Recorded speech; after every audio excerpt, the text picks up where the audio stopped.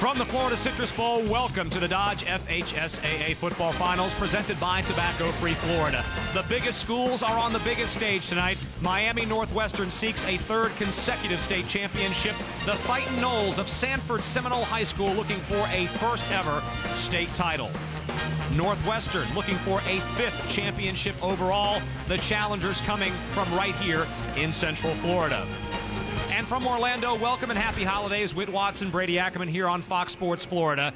This will be the sixth time in the last 7 years that the 6A final will feature an Orlando area team against a team from Miami-Dade. And Brady, Orlando is 0 for its last 5 in those matchups. Why will tonight be any more competitive? Well, I think Seminole has the speed to match up with Miami Northwestern. The athleticism, we'll see if they can hang in there with the defending champs. Northwestern's got all kinds of weapons. We'll start at quarterback and at wide receiver. Absolutely. In the midseason, they lost a game to Miami Central. At that time, they committed to one quarterback. That is Teddy Bridgewater. You'll get some snaps with Wayne Times, but he's now a full-time wide receiver. Look for these two guys to hook up a bunch tonight. The town of Sanford near Orlando has gone bonkers about Seminole High School in this trip to the finals, and the local heroes are the so-called Seminole three multi-dimensional athletes. These guys have put this program on their back and gotten them to their first ever state championship game. They're so close that on January the 4th, right here in the Under Armour All-America game inside the Citrus Bowl, they will all announce where they're going to play college football at. All three All-Americans this season. Coming up, the 6A championship game,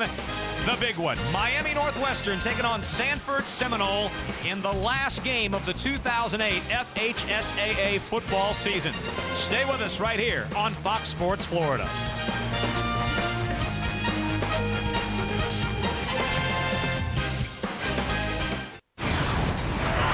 FHSAA Football Finals presented by Tobacco Free Florida is brought to you by Dodge and your Florida Dodge dealers, who invite you to take the Ram Challenge. Grab life, Dodge. Dick's Sporting Goods. Every season starts at Dick's. Checkers. Little place, big taste.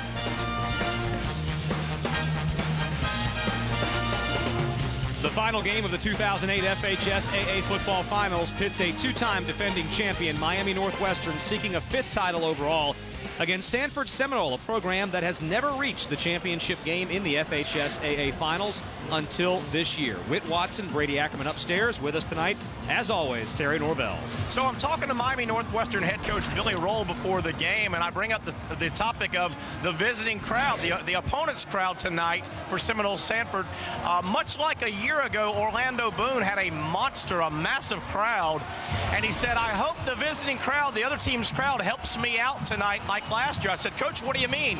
He said they started the overrated chant, and he told me nothing gives his Northwestern team the rabbit ears like the overrated chant. It fires up his team. Guys, so far we haven't heard that chant from the big crowd from Sanford. Seminole High School, the Fightin' Noles. As you take a look at head coach Billy Roll, and the road to the finals is presented by Allstate. Miami Columbus went down to Northwestern first, 21-6. Then Miami Central, Miami Killian, where Billy Roll used to coach, and Miramar, an all South Florida bracket. For Seminole, they had to go through DeLand, nearby DeLand. Port Orange, Spruce Creek, they beat Apopka, always a powerhouse. And then, in front of 5,000 people, they beat Boone, last year's finalist in 6A, 21-17, to put Seminole in the final for the first time in school history. It's a great game. There you see Coach Cullison, head coach at Seminole High School, got a big win over Boone last week. Knows this stadium very well. Michael Cullison is a graduate of UCF, class of 1980, and an Orlando guy. Went to Evans High School just down the street here in Central Florida. Seminole wearing the orange shirts and white pants. A little something for the crowd there on the run-up to the football. They will kick off to Northwestern wearing white tops and blue pants with gold helmets, and we are underway in the 6A final. Short kick into the hands of Wayne Times. Times playing the up-back position on the kickoff coverage. Brings Northwestern out to the 28-yard line, and that's where the Bulls, the two-time defending state champions, will take over. Times will take snaps as a quarterback, as a wide receiver, a running back, and as a punt returner. Teddy Bridgewater will get the start tonight at quarterback. He is only a sophomore, 6'3", 175. Was not the starter in the spring, And once he learned how to read defenses and improved his decision-making, the decision was made by the coaching staff to turn the ball over to him full-time. In 4 postseason games, he's yet to throw an interception, so keep an eye on that. He's been very efficient in this dominant run through the postseason by the Bulls. Bridgewater is in the shotgun with trips to the right and 1 to the left, and they'll throw it on first down. Looking deep, it's caught. Michael Lee Harris on the first play of the game. Welcome to the finals, Miami Northwestern. A 71-yard touchdown on the first snap of the 6A final. Teddy Bridgewater stays hot, finding the deep ball to try to loosen up the defense, and Harris gets behind the secondary. Good protection up front. This is just a streak route down the sideline. And he burns number 3, Tyrone Bowie. Touchdown, Northwestern. They strike fast. Harris had just 3 touchdown receptions in the regular season for Miami Northwestern. Averaged over 21 yards per catch. The extra point is good. Eli Rogers, the running back and place kicker, makes it a 7-0 game, and we are 17 seconds in. That's an emotional charge right there. Northwestern announcing at the beginning of the football game that they're back here to defend their title. And as we take a look down the road at some of the things we think will happen in this game, one of the things Seminole has to do in their keys is weather the storm, and they're not doing that early by giving up the touchdown. Northwestern, they need to cut down penalties, make the Seminoles one-dimensional, make them throw, take away the run from them. For Seminole, weather that storm and tackle in space, because Northwestern can flat out get it. A delay here in Orlando, an injured player inside the 10-yard line.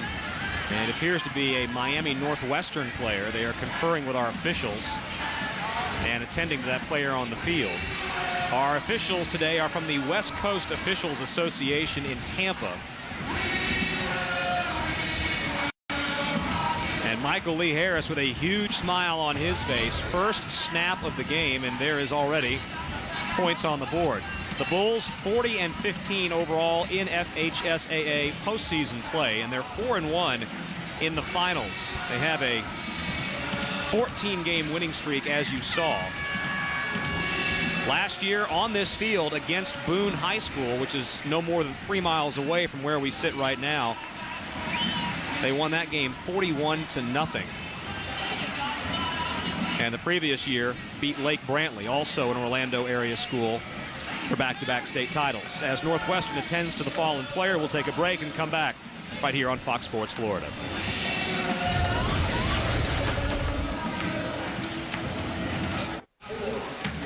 Back in Orlando, Seminole High School down 7-0. First play of the game for Northwestern was a touchdown pass to Michael Lee Harris, but on the extra point attempt, Cornelius Williams, the center for that special teams unit for Northwestern, was injured, and he is still on his back. A moment ago, you saw the Seminole players, out of respect, down on one knee. Northwestern also down on one knee on their sideline as they await some sign from the field. This is increasingly nerve-wracking, as it's been quite a while that Cornelius Williams has been down. There's a collision right here in the middle. We'll run it when he snaps. We'll give a good look of it. Cedarius, number 10, Cedarius Bryant, watch him rush in right here, and watch the center, 51, take a shot. See, he's there just trying to get big in the hole. Bam, right through the middle. And he gets roached, but he might have been a serious helmet-to-helmet collision right there. We hope the young fella's okay. Well, now crews have come out onto the field with a stretcher, with a backboard, and this is never a good sign. Being overly cautious, we hope, as they obviously intend to immobilize the young man. He's a 5'9", 200-pound junior.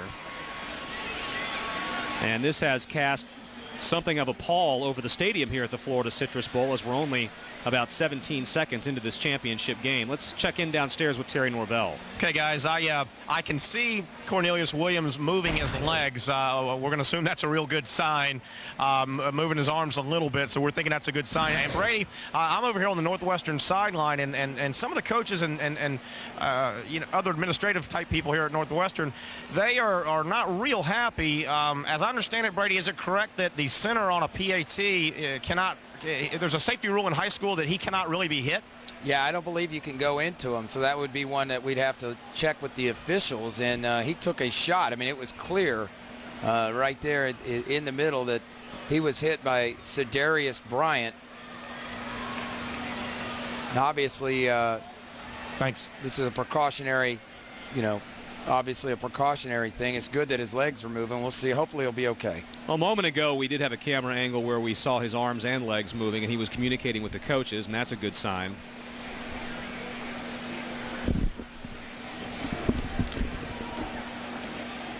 So an official's timeout on the field as the Northwestern coaching staff and the medical personnel here at the Florida Citrus Bowl attend to Cornelius Williams. It is a huge team effort to put on a championship game, as you might imagine. And we thank the efforts of these professionals who are attending to this fallen player. We're going to step away and let them do their work and be back on Fox Sports Florida. The work continues on the field. Cornelius Williams, number 51 from Miami Northwestern, took a hit on an extra point attempt a moment ago, and the medical staff still working inside the 10-yard line here at the Florida Citrus Bowl to get him immobilized. They brought out the back brace. The medical personnel have come out onto the field. It's been a good 5 minutes plus now, and you can see they've immobilized him with tape over the helmet, and they've removed the face mask. And we can only hope this is a precautionary measure. Obviously, any type of situation like this, it takes a little bit of steam out of the environment that we have here. We'll show it one more time. Again, it's number 10, Cedarius Bryant, that's going to come up right here, and he's going to go up the middle. Watch as they gauge. I think they get helmet to helmet.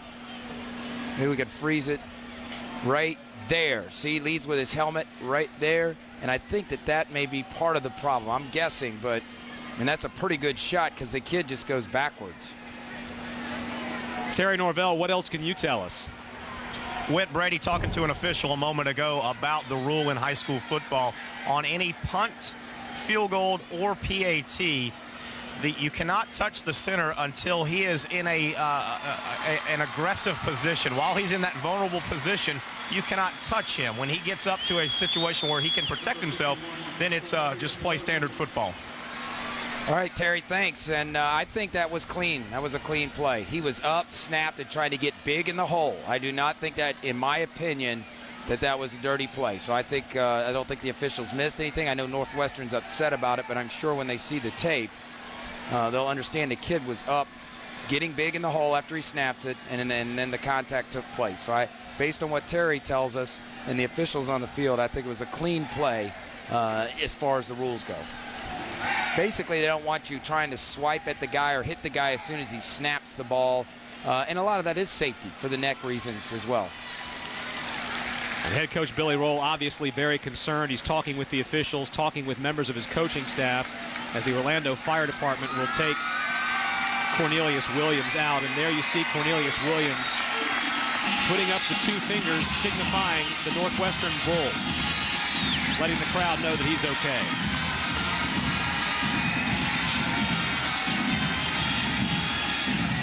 Well, that's a good sign. That's a good sign. We haven't played this game up until I was a senior in college, obviously, through college. There's a lot of collisions on the football field where your body sometimes could shut down, and you think it could be worse than it is. And you're obviously you can get knocked unconscious, and we've seen it, especially at the NFL level. And the doctors want to be extremely careful anytime a guy says he doesn't remember something. You just want to be careful. I've seen it on this field before. When I was in college, we played Mississippi State here in the regular season, and a similar situation happened like this, and it was not handled properly, and that guy ended up having a lot of problems for Mississippi State. So Cornelius Williams is slowly driven off the field as the exit for the medical staff is on the opposite end of the stadium from where the incident took place. They were lined up on the north side of the Florida Citrus Bowl, and the exit is all the way down at the south end of the stadium, the enclosed end of the stadium, and he'll receive further medical attention.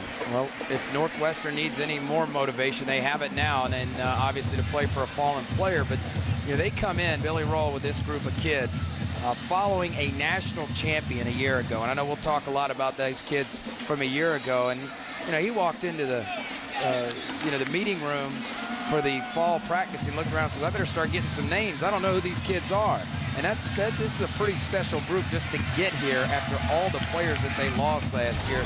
But this team has really been closer in a lot of ways, more falling in line with what Coach Roll wants. And that's why they're here in this championship game tonight. He's really put his thumbprint on this high school and this program with this edition of Northwestern Bowl football. Number 11, Toby Durham on the near side. They were 15-0 last season. They are 13-1 this season, working on a third consecutive state championship. And now the first quarter can continue. After the touchdown, the Bulls kicking off to Seminole. Back to take it is DeBose. And he will get out across the 25-yard line, close to the 30. And he will be stopped there. And now we can see the Seminole offense. Ray Armstrong, 6'4", 215 pounds, a high school All-American, and truly a multi-purpose athlete. His full name is Aravius, but he goes by Ray, number 9 for the orange and black Seminoles. First and 10 on the 33. Out of the shotgun, he'll keep it. He'll move forward and pick up about a yard. The team likes to run the ball. 2,143 yards rushing out of 3,451 total yards through the regular season. They've only passed for 1,300 yards in the regular season, and most of that coming off of the arm of Armstrong. Yeah, they are, you think of a spread offense and you think pass, but they spread to run. And Ray Armstrong led a sensational drive last week at the end to knock off Boone in the game you were talking about earlier with that huge crowd over in Orlando. 3 receivers to the left. They will snap it directly this time to DeBose, and he'll move to his left. DeBose picks up speed, picks up a couple of yards, and he is about 3 yards shy of the first down. It'll be 3rd and short. Checkers has the starting lineups. Kadeem Edwards, Kyle Windsor, Taylor McMurrin, Eric Windsor, and T.J. Morales up front. Ronald Moore, Andre DeBose, Zachary Martin, Niall Owens, and Toby Durham are the backs and receivers. DeBose will take snaps, and Armstrong will take snaps. They'll run a lot of what's fashionably been called the Wildcat formation. A variation on the Veer offense, if you will. 1 wide receiver to the left, 3 bunched on the right. Maybe a little bit of movement early, and indeed that's the case. DeBose took the snap, but it looked like Seminoles' line may have jumped. Yeah, those big boys up front, that's a key matchup tonight, is that senior-laden offensive line for Seminole against the talented Northwestern defensive line led by Todd Chandler, who shined in this game a year ago as a sophomore.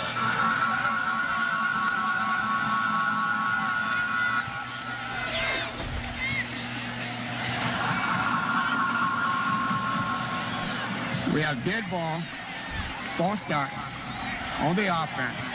That's a 5-yard penalty. 3rd down. Now you see the experience on the part of that referee. He knew to back off and let that feedback fade away. Clem Brooks is retiring today after 42 years. 42 years as an FHSAA official. This is his last game.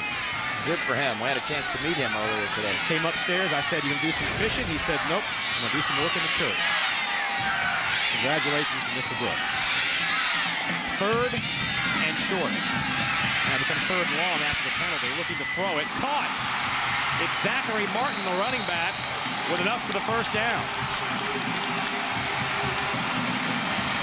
Well, Ray did a great job of hanging in the pocket, and that senior offensive line holds out the Bulls. Watch him right here. He's waiting, he's working up in the pocket, which is what you want to do, and he finds his receiver for the first down. Terrific throw and patience from the quarterback, Ray Armstrong. Martin only had 14 catches for 95 yards in the regular season, but that's a big first down for the Seminoles. And now they'll give it back to the running back on the ground. Martin moving up the middle. May have lost the football. The Bulls have it. Yes, they do. Costly turnover. As Martin coughed up the football, and the Bulls pounce on it. 95 is Todd Chandler, one of the team captains, who recovers the fumble and puts the ball back in the hands of that Bulls offense. Oh, Chandler's an outstanding defensive tackle prospect, just a junior, shined in this game a year ago. There you see him standing the big fella up, and he pulls it out. See, it comes out right there, caused by number 95, Todd Chandler, and the Bulls get it back, causing the turnover. You've got to avoid self-inflicted wounds when you play a team as talented as Northwestern. So after the takeaway, the Bulls are in business at midfield. They'll spot it at the 49-yard line and go to spread it out once again. 3 receivers to the right, 1 close to the left. Bridgewater takes the snap. He feels the pressure, completes the pass to Michael Lee Harris. Harris, who already has a touchdown on the day, gets across the 35-yard line out for a first down. Checkers has the lineup for Northwestern on offense. Torian Wilson, Donald Sinat, Shabin Wright, Mark Shaw, and Terrence Carey up front. Big offensive line. Michael Lee Harris, talked about him. Lorenzo Shinholster, Wayne Times, a quarterback and wide receiver. Tyrese Jones and Daquan Hargret is the running back.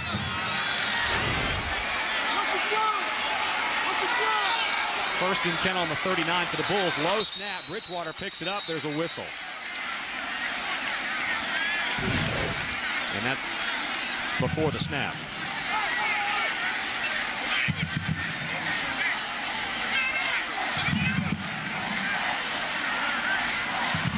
We have dead ball, encroachment, defense.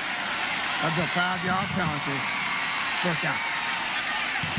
Encroachment call against the Seminole defense. Checkers has that lineup as well. Dyron Dye, one of the Seminole 3. Larry Coria, Thurman Bird, and Charles Thacker. Serdarius Bryant, Jarkevis Fields, Leon McCray, Tyrone Bowie, Ray Armstrong among the starters tonight. Pass is complete to Wayne Times, his first catch of the night. Times, again, a 4-position player. Actually, if you recall, Brady, last year in the championship game on this field against Boone, Times had a touchdown pass. Absolutely. He was terrific, and they were using both guys at the beginning of the season, but decided once the Bridgewater kid really grew up, as you mentioned, let him have the reins, and Times nicely moved the receiver. The handoff goes to Hargret. Hargret is out across the 25-yard line down to the 23, and he'll have enough for another Northwestern first down. One of the matchups to watch tonight, left tackle 76, Torrin Wilson, the big 6'5", 300-pound junior. He's going to be in charge of trying to fend off Dyron Dye, the outstanding speed rusher at the bottom of your screen. Who's not tiny either at 6'5", 220. Bridgewater operating out of the shotgun almost exclusively on this possession. Incomplete. Michael Lee Harris took a shot. Bowie leveled him. Northwestern side is looking for a flag. And there is no penalty on the play. Take a listen.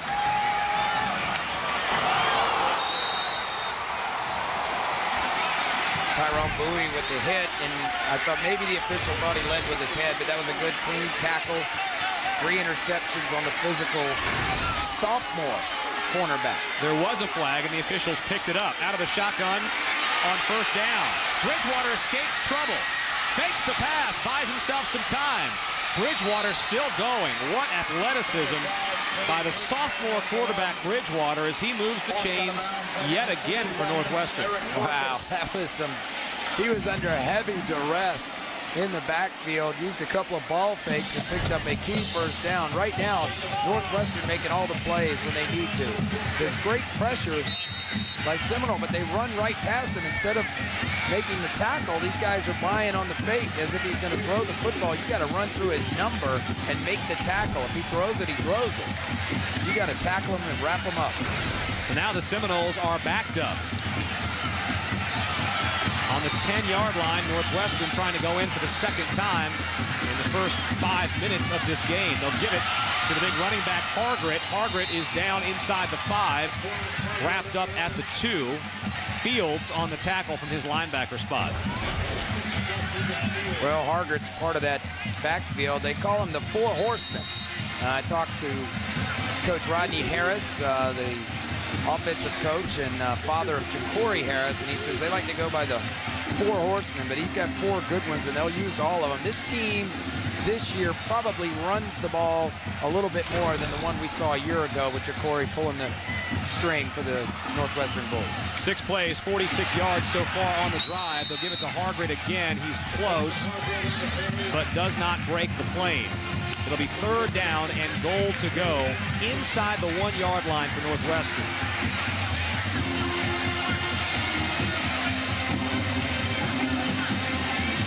And the Bulls will get to the line quickly. Check it, that wasn't up for a 1st down. It's going to be 1st and goal for the Bulls. Bridgewater sets up the play at the goal line. 11 guys in the box. They'll turn and give the ball to Tyrese Jones. Still no signal from the officials. And he didn't get in. Well, they ran a power formation. They've got number 95, Todd Chandler, the defensive tackle at fullback. Tried to run in behind him, but great defensive stop by Seminole here on 1st down.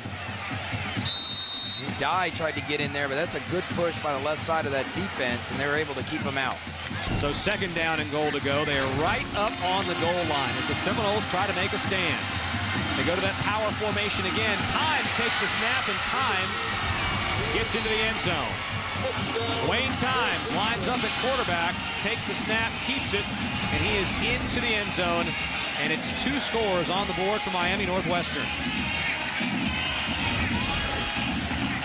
Unselfish kid, just a terrific player. Yeah, as you mentioned, played last year quarterback in the championship game, was playing a lot of quarterback early in this season. And when they decided to go with Bridgewater, the sophomore, exclusively since the Central game, he said, hey, Coach, I'll go to receiver. I'll do whatever it takes to win. That's what this team has been about this year for Billy Roll. Eli Rogers, who is a straight-on kicker. And the attempt is blocked, and there's a flag on the play. Hold the phone. Tyrone Bowie got in there to block it, but Clem Brooks, the referee, is going to talk things over with his cohorts from Tampa, and they're going to come up with a decision here. Yeah, an illegal formation. 6 men on the offensive line. The extra point is blocked. Incomplete.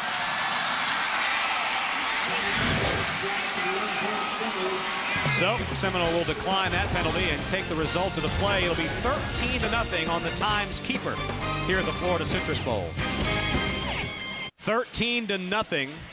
Miami Northwestern leads it in the 1st quarter. 5 minutes and 53 seconds remaining. The Bulls are bidding for a 3rd consecutive state championship in Class 6A. 2 years ago in Miami at Dolphin Stadium in front of a crowd of over 26,000. They took on Lake Brantley from nearby Altamont Springs in Central Florida and came up with a big victory. A lot of these players would go on to collegiate success. We'll tell you more about that. Ja'Cory Harris, your starting quarterback, as the Bulls blew out Lake Brantley 34-14. Last year, another Orlando area school. This one played right here at the Citrus Bowl. It was Boone High School, the team that Seminole beat in the state semifinals this year. Aldarius Johnson, the wideout, on the touchdown reception from Ja'Cory Harris there. And last year was an even bigger performance offensively for the Bulls than the year previous.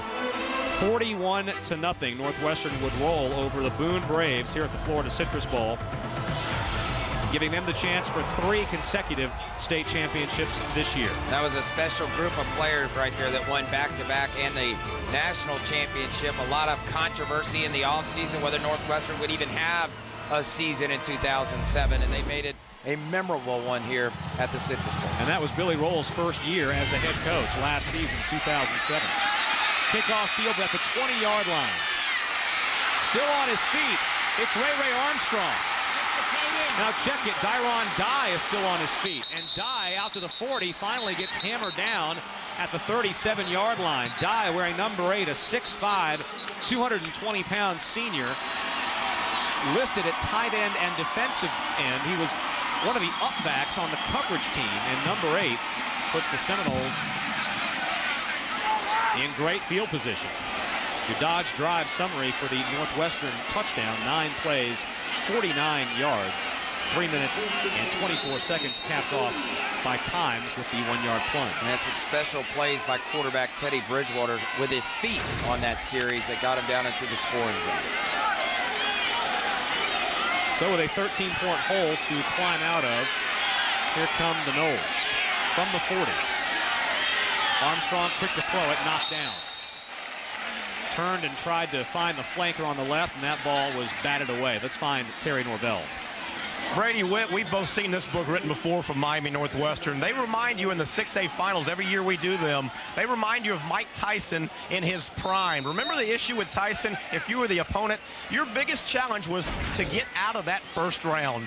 The problem is, it's hard to get out of that first round, and Miami Northwestern is just so proficient at throwing those early knockout blows. Yeah, that is certainly part of the challenge and the intimidation factor. To carry that analogy even one step further, Terry, is lining up against Northwestern, knowing who they are. You got to get that out of your mind if you're Seminole and just play football. Armstrong takes the snap. Big hit leveled on him by Donnell Jones, but the whistle before the snap, and I think they're going to get Seminole for a delay of game. Well, they're shooting themselves in the foot. A fumble, some penalties, blown coverage. There's a timeout charge to Sanford Seminole. Now Clem Brooks decides that a timeout was called prior to the delay of game. Seminole High School in Sanford, Florida is the oldest high school in Seminole County. Opened way back in 1902 and now has over 3,000 students. As you take a look at their numbers, just over 3,000. Coach Cullison coming in there a year ago and really kind of turning this thing around, not so much from a standpoint of winning, but just taking it to another level. Sanford, just north of Orlando, right by the shores of Lake Monroe, and right pretty close to the heart of town is Seminole High School, which is currently undergoing a $10 million renovation, expanding and upgrading the campus in Sanford, Florida. 2nd and 10. 4 receivers bunched to the right, 1 to the left. They'll throw it out there for Toby Durham. Durham gets a couple of blocks, and he'll be short of the first down. A bubble screen with 3 blockers in front of Durham. The 6'1" junior running back is about 3 yards shy of the first. See, I think when you attack Northwestern, you have to give them a bunch of different looks. I don't think you can just line up in the eye and run the ball on this team with their defensive speed. You've got to give them some different looks. This is a nice look, a little quick screen out in a quad package, just get north and south. Seminole does have the athletes and the speed to make some plays against Northwestern.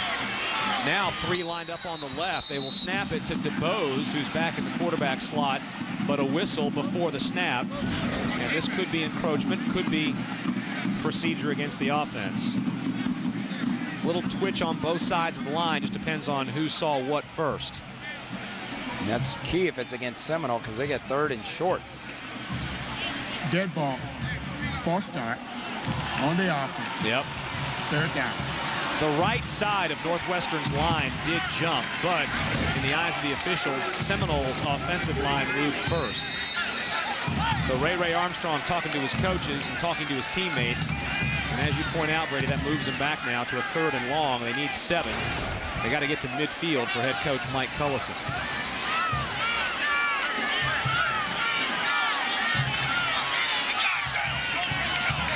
They have to burn a timeout. And indeed, that appears to be the case.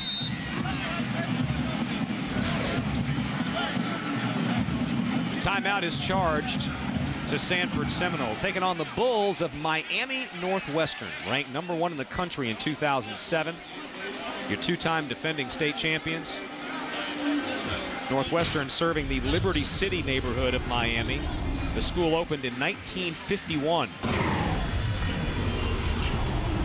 And there is your campus right in the heart of Miami.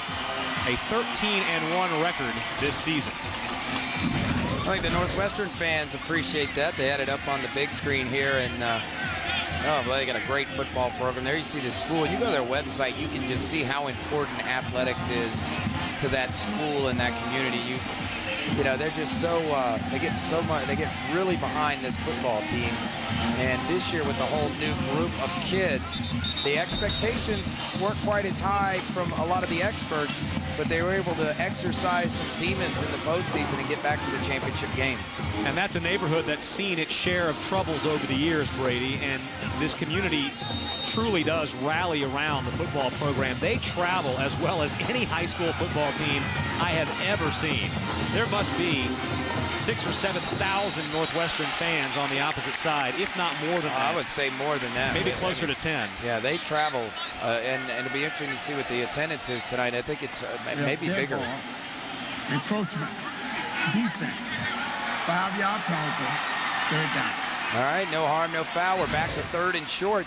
Sanford having a hard time getting, Sanford Seminole having a hard time getting into a flow right now. They're kind of jagged. They need to settle down and get into a rhythm and get some stuff going on offense with their quarterback, Ray Armstrong. So we're back to where we started. One penalty moved Seminole back. Another one moves them forward. 3rd and 2 on the 48-yard line. The snap goes again to DeBose. He thinks about going left, goes right, and he's in big trouble. He gets chased down by number 31, Jermaine Reeve. The strong safety came on a blitz, and that went nowhere. You're not going to go sideways very long against this defense. There's just too much speed over there for Miami Northwestern, all caused by the penetration of Chandler. See him beat the left guard up the field. That forced everything back to the other way, and that's why you were able to see those defenders get up there. But that was caused by the penetration of defensive tackle Todd Chandler. Eric Farkas is back to kick it away. Wayne Times will receive for Northwestern. Farkas gets it away cleanly and a good kick. Times at his 20 does not call for the fair catch, and he gets ridden down by Ryan Sanford, a 5'11 senior on coverage. Don't forget that a DVD of tonight's game on Fox Sports Florida and all the 2008 FHSAA football finals can be purchased at GameTapes.com for $24.99. GameTapes.com for great Fox Sports Florida coverage of this and every state championship game on DVD.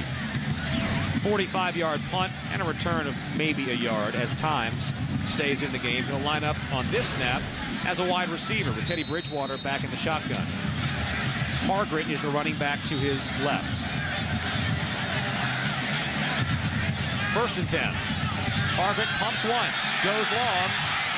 Almost another big gainer intended for Michael Lee Harris, who's been the home run hitter early in this ball game. Already has the 1 touchdown and going for another big one there. And went with the pump and go, and that time Bridgewater just overshot him. Good protection up front, steps up in the pocket, just a little bit too much, and they're going after Tyrone Bowie early on in this football game. That's a matchup to watch, Michael Lee Harris and Tyrone Bowie.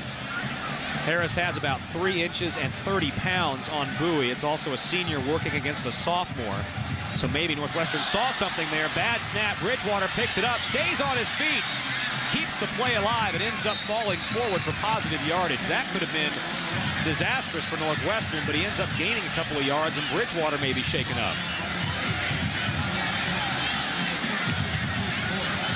He's going to step off for a second and try to walk it off. Low snap, he's unable to get it. Now he just tries to make something happen. This kid's got great football instinct. Look at that move right there. It's a gain of 3 after all of that. Unbelievable. He ran 15 to get 3. 3rd and 7 from the 28. Bridgewater's numbers, 3 out of 5 already with a touchdown. 89 yards passing. One of those was the big touchdown. They'll give it to Hargret on the ground. Up the middle he goes, and he's close to the 1st down marker. Had to get to the 35, so it depends on the spot.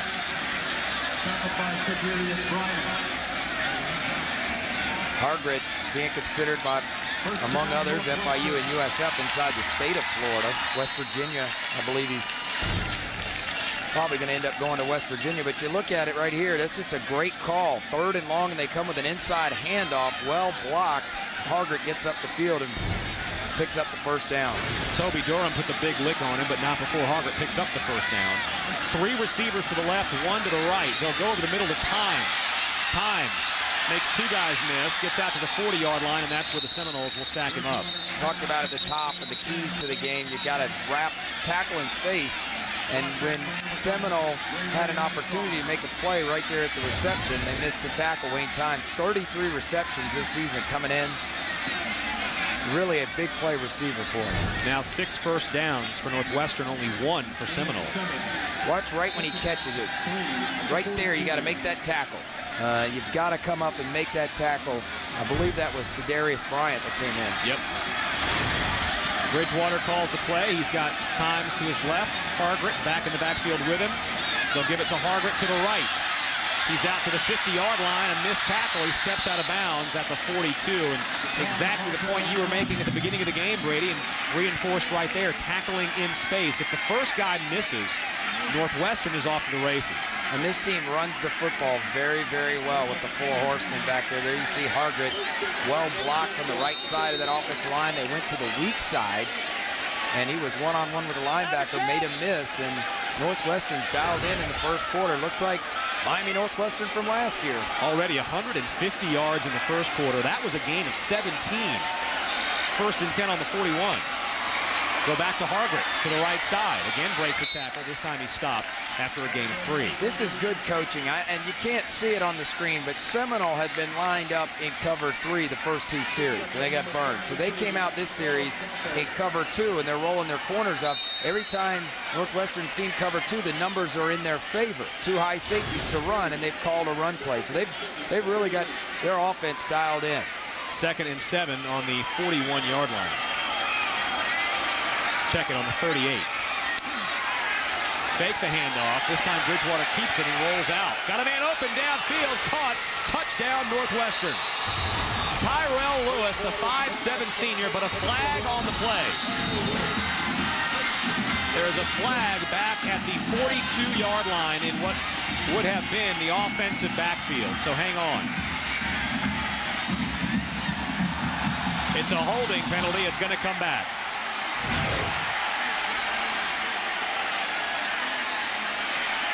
Well, that's a break for the Seminoles, the Fighting Noles. Holding call. Nothing you can do, Coach Roll, but shake your head at that. It's going to march them all the way back and take those 6 off the board. You see the gentleman standing next to him. Holding. Offense. 10-yard penalty from the spot of the foul. 2nd down. Sam Spence. We've heard that name before. He's the father of Sean Spence, the outstanding freshman linebacker at Miami. So they got a couple of dads who are coaches, some ex-players on the sidelines for Northwestern tonight. Ja'Cory Harris and Sean Spence's dad both coaching. Their kids could not be here today. They're practicing to get ready for the Emerald Bowl. Heading out to San Francisco with the rest of the University of Miami program. 2nd and 22 instead of a touchdown. So that's a big holding penalty as Bridgewater goes back to work, and there is a whistle before the snap.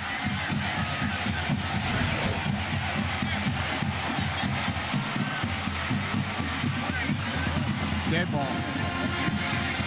False start. Offense. 5 yards. Another penalty sends Northwestern backwards again. With less than a minute to play in the first, things getting a little sloppy now. Yeah, and they're a highly penalized team. And we said at the top, avoid penalties, but we've seen them overcome 1st and 30, 2nd and 42. So, you know, it happens. They get a lot of penalties, but they play with so much emotion and so much fire that the coach kind of lives with that. You got to live with some of these penalties. 104 penalties in the regular season against Northwestern for 861 yards. 10 a game, my man. 2nd and 27. Bridgewater's going to try to get it by himself. Makes one move, gets out to the sideline, and he's still going to be about 15 yards shy. Pickup of 12. It'll be 3rd down and long. Looks like a young Ja'Cory Harris out there. He really does. He reminds me of him already just watching him in one quarter of football. Ja'Cory was always a guy who could glide. He never thought he was running that fast, but he could glide and pick up 10 or 12 yards. He threw the deep ball as well as anybody I've seen at these FHSA football finals. 70 yards on the ground already for Miami Northwestern compared to only 7 for the Noles. 3rd and 16. Nobody in the backfield. Bridgewater sets up the screen to Times. Times across the 40, breaks 3 tackles, still on his feet. Times, 25, touchdown. And that is Northwestern football. Now, Terry hit on it earlier. You've got to get out of the first quarter against Northwestern. You got to weather the storm. And this was big, a 3rd and long. And Times, who runs the jailbreak screen. Good job by Bridgewater hanging on to the last minute under the rush. Now watch him right here. Makes 1, 2, 3, 4. 4 Fighting Knowles missed the tackle. And Wayne Times goes into the end zone. The last guy he made miss, Ray Armstrong. You see who he handed the ball to? It was Jamie Newberg, the recruiting analyst. He handed him the football out of the back of the end zone. Awesome. Good stuff. Yeah, well, Jamie has to give it back. Can't take that one with him. He's hoping for a favorable online column at some point. We're going to go for 2. Call a timeout here. I think they called a timeout.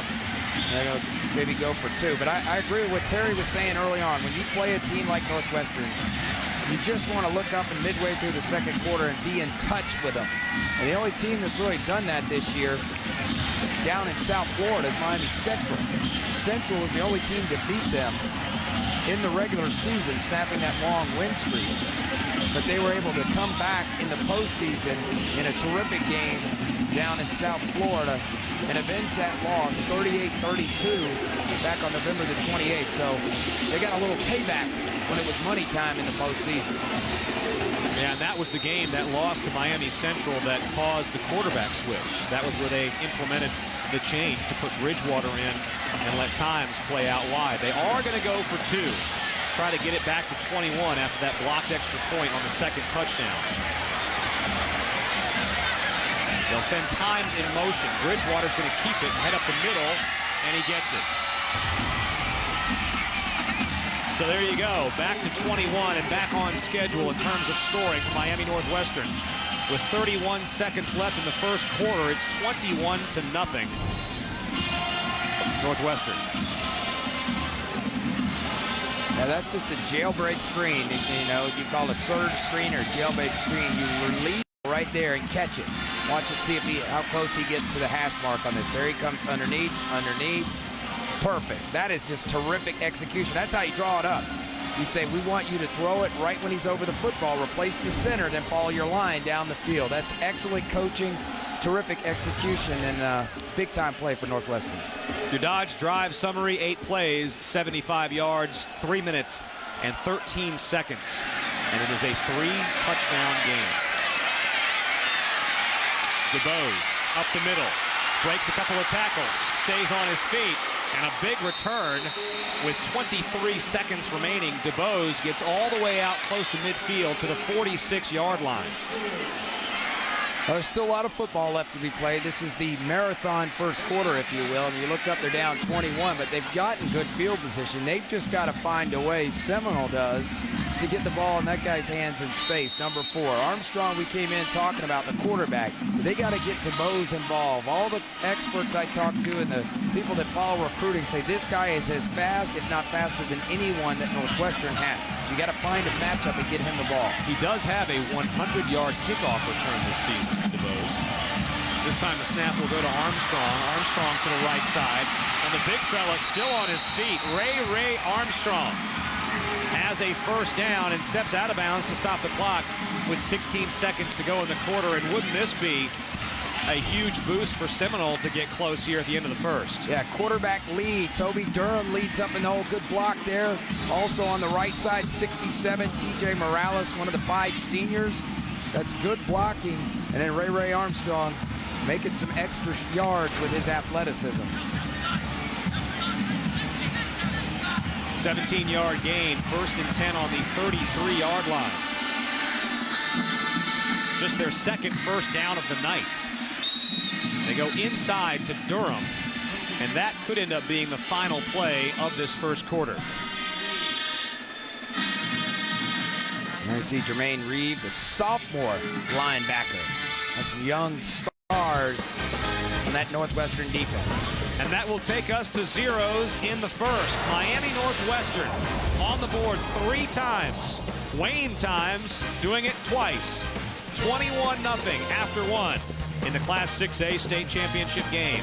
Back for quarter number 2 coming up on Fox Sports Florida.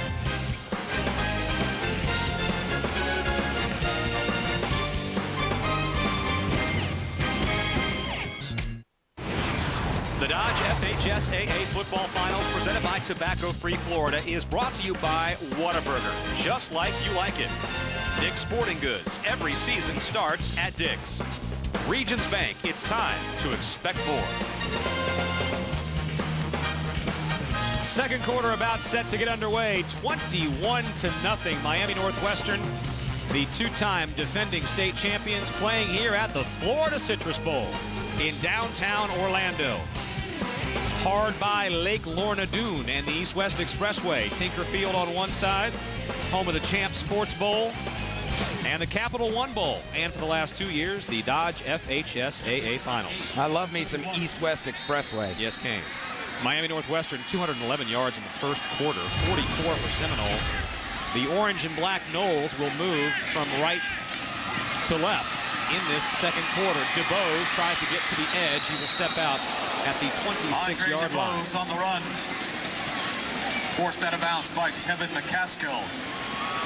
McCaskill forced him out of bounds. And we have a player, actually a member of the Seminole traveling party down there, who is injured as they are attending to, he's okay, just shaken up, but they get run over by a D1 running back. What do you expect? Yeah, no kidding. Third down, 3. No wonder Norvell never shows up. He's trying to run away from those running backs. Back, I'll promise you that. I'm running. Hey, they're going to get me in the back, I promise you. I'm running out of there. Third down and 3. The ball's on the 21. Direct snap to Ray Armstrong. And Armstrong fights through the pile. He's still on his feet. Armstrong, touchdown, Seminole. Number 9, Ray Armstrong. How did he get through there? Seminole. 23-yard touchdown scamper for Ray Armstrong. He vanished into a pile of bulls and came out on the other side. He's a magician. The big fella at quarterback, 6'5", but look at the athleticism coming through the hole. Breaks 3 tackles and then dives for the touchdown. Ray Armstrong. Man, you can see why he and DuBose and Dye are so attractive to college football programs. Flag on the play before the kick. And that was a nice answered drive by Seminole. Encroachment, defense, having just the goal, retract.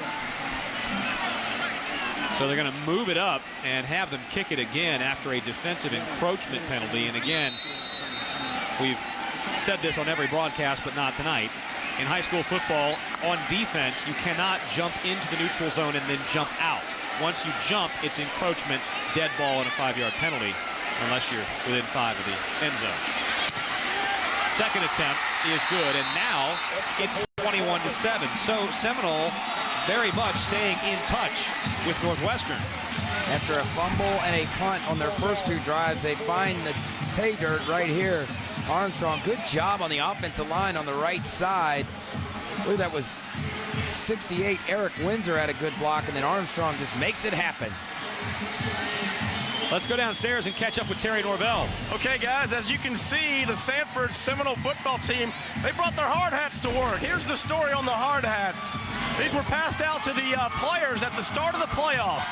The hard hats mean it's time to get to work. And, guys, if you look at these 2 football teams, certainly Sanford Seminole, they're kind of the dump truck, kind of the blue-collar guys. And I think they've got this hard hat thing working now with one quick score.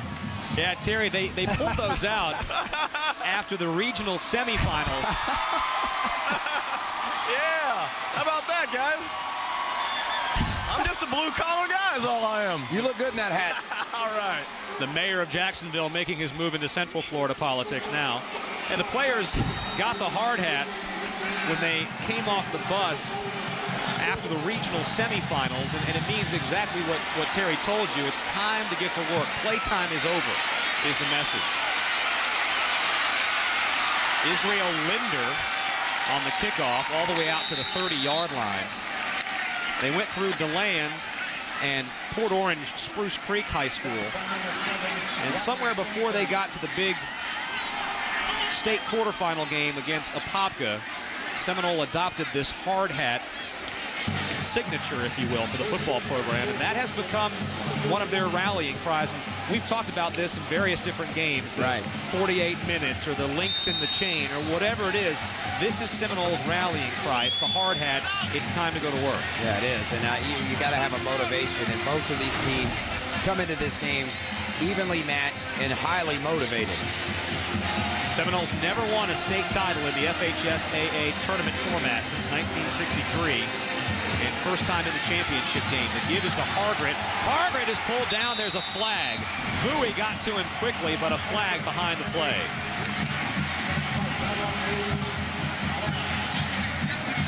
A lot of whistles early here.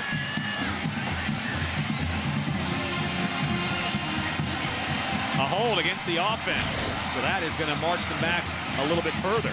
Well, they average 10 penalties a game, so you're used to it. Think of how much total yards they would average if they didn't have so many penalties.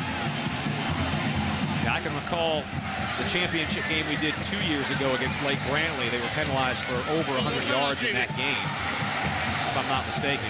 Already 35 in this contest with 10 minutes and 50 seconds left in the second quarter. That was an outstanding tackle by Tyrone Bowie, who is showing up a lot here in the first half for Seminole, number 3. The defensive back, just a sophomore. So that renders it a 1st and 21, but as you pointed out, there's always a possibility. 3 receivers to the right, 2 to the left. The pass is complete to Owens, and Owens gets leveled. As soon as he catches the football, he takes a huge hit from the quarterback playing at the safety spot, Ray Armstrong. Here he is right here. He's going to come out here to the flat, and Armstrong's going to come up from his safety position and make the tackle.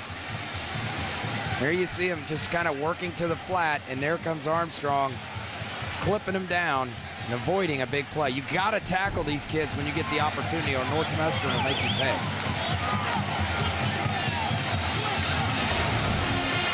Ends up being a gain of about 2, so it's 2nd and 19. Bridgewater will keep it. Moves out to the 25-yard line, down to the 27, still well shy. He's got to get the 41 for a first down. Now, Bridgewater can carry the football when called upon, as a lot of these offensive backs can for Northwestern. Big 3rd down here in the first half. And Seminole can get a stop here after scoring on last series. They can work themselves back into this game. 3rd and long for the Bulls. They've got to get to the 41. Bridgewater from the 20. Throws it behind times and almost had it picked off. Eric Farkas, who is also the punter, playing from the defensive back position, almost picked that ball off as Bridgewater threw it behind his intended receiver. And now some more life from the Seminole side of the stadium. Yeah, Farkas, another sophomore back there showing up here in the first half. In the secondary for Seminole, they get the stop. Now they can get themselves back into it. So Jamal McClendon will go back to punt. This is the first punt of the game for Northwestern. 2 receivers back for Seminole. End over end kick. It'll bounce. Seminole is going to let it go. There's a flag at the 30-yard line, as you can see. It was Durham and DeBose who were both back to receive. There's a flag at the 31-yard line. That's a dangerous game that DeBose and Bryant were playing by letting it bounce and not moving away from the football. If it touches them, it's a live ball, of course. Right. And there were 4 members of Northwestern's coverage team right on top of them. I think they're debating whether they're going to pick it up and go. And like you said, you got to make that decision and get away from it, because you never know how that ball is going to bounce. Ordinarily on those types of plays, when the punt returner doesn't intend to make a play, you will see him wave his arms or he'll call out a signal to his coverage team. Usually they'll yell out something like poison to let his teammates know, stay away from the football, we're not going to return it. In this case, DuBose and Bryant were almost, or DuBose and Durham rather, were almost baiting Northwestern. Our officials are still conferring, not sure what this could be.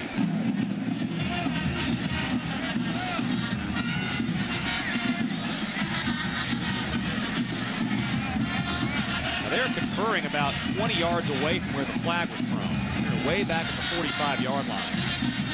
It looks like they're talking about whether or not he called something to do. One of the officials was doing the receiving sign like he was talking about the punt returner. Let's see.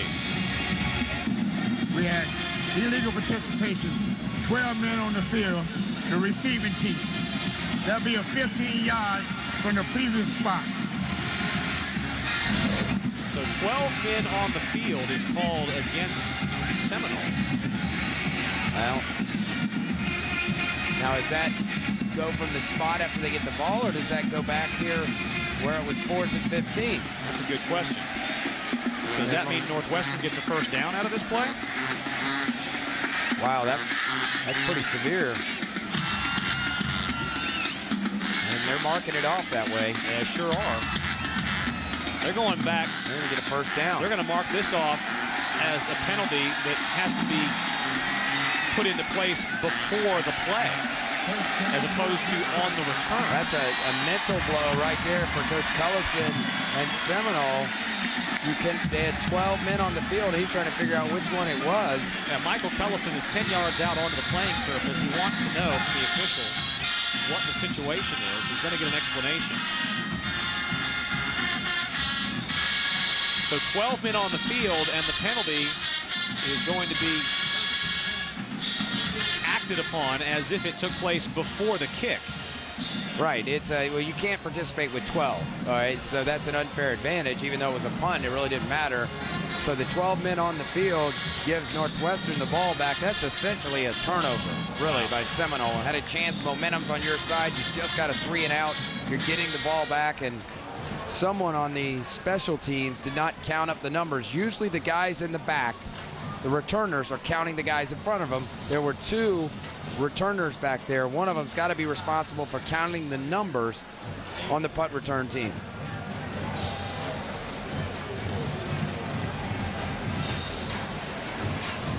So that is a huge mistake on the part of Seminole. Now it's 1st and 10 on the 42-yard line for Miami Northwestern. 8 minutes and 42 seconds remaining until halftime. Now the Bulls have a chance to put that vaunted offense back into gear. Bridgewater takes the snap and goes to Hargreaves. He tries the middle and nothing doing. And on the stop is Charles Thacker. Brought down by number 90, Thurman Bird. Also there, Thurman Bird, the junior. You mentioned that offense by Northwestern during the regular season, 172 points in the first quarter. We saw that tonight with 21. They just jump on you in the first quarter. That's an average of 17 points a game after the first quarter. You're fine. You're swimming upstream against a team like this if you give up 17 points in the first quarter. No gain officially on the play, 2nd and 10. They'll fake the handoff. Bridgewater to throw it. Almost intercepted again. Trying to find his favorite receiver, Times, going over the middle. Eric Farkas had a look at it, but Cerdarius Bryant had it right in his mitts and couldn't close the deal. There's a theme back there on defense. Another sophomore, Cerdarius Bryant, number 10. Some good young players at Sanford. 10 tackles for loss this season from his linebacker position and 10 sacks. So he's very active in the opponent's backfield. So now it's 3rd and 10, 4 plays, 11 yards on this drive. The big penalty was the key to the whole deal. Can they get another 3rd down stop? Bridgewater fumbles the snap. The ball is tipped at the line and incomplete. Well, Seminole escapes a bullet there as the big penalty wiped out their effort from the previous 3 and out. They get another 3 and out. And they will once again bring the punt unit on for Northwestern on a 4th and 10. And now, I believe this is Farkas coming in. Watch, he snapped. Now he's got a receiver open. There you see Farkas and Ray getting up in the passing lane. He had times open. Bridgewater did, but a terrific play by the safety. now there's 11 men on the field for Seminole, I counted. Back to kick it is McClendon. McClendon just does get it away. Pretty good kick, and it is a fair catch by Andre DeBose. They will mark that down right at the 20-yard line, and that is where the Seminoles will take over when we come back on Fox Sports Florida.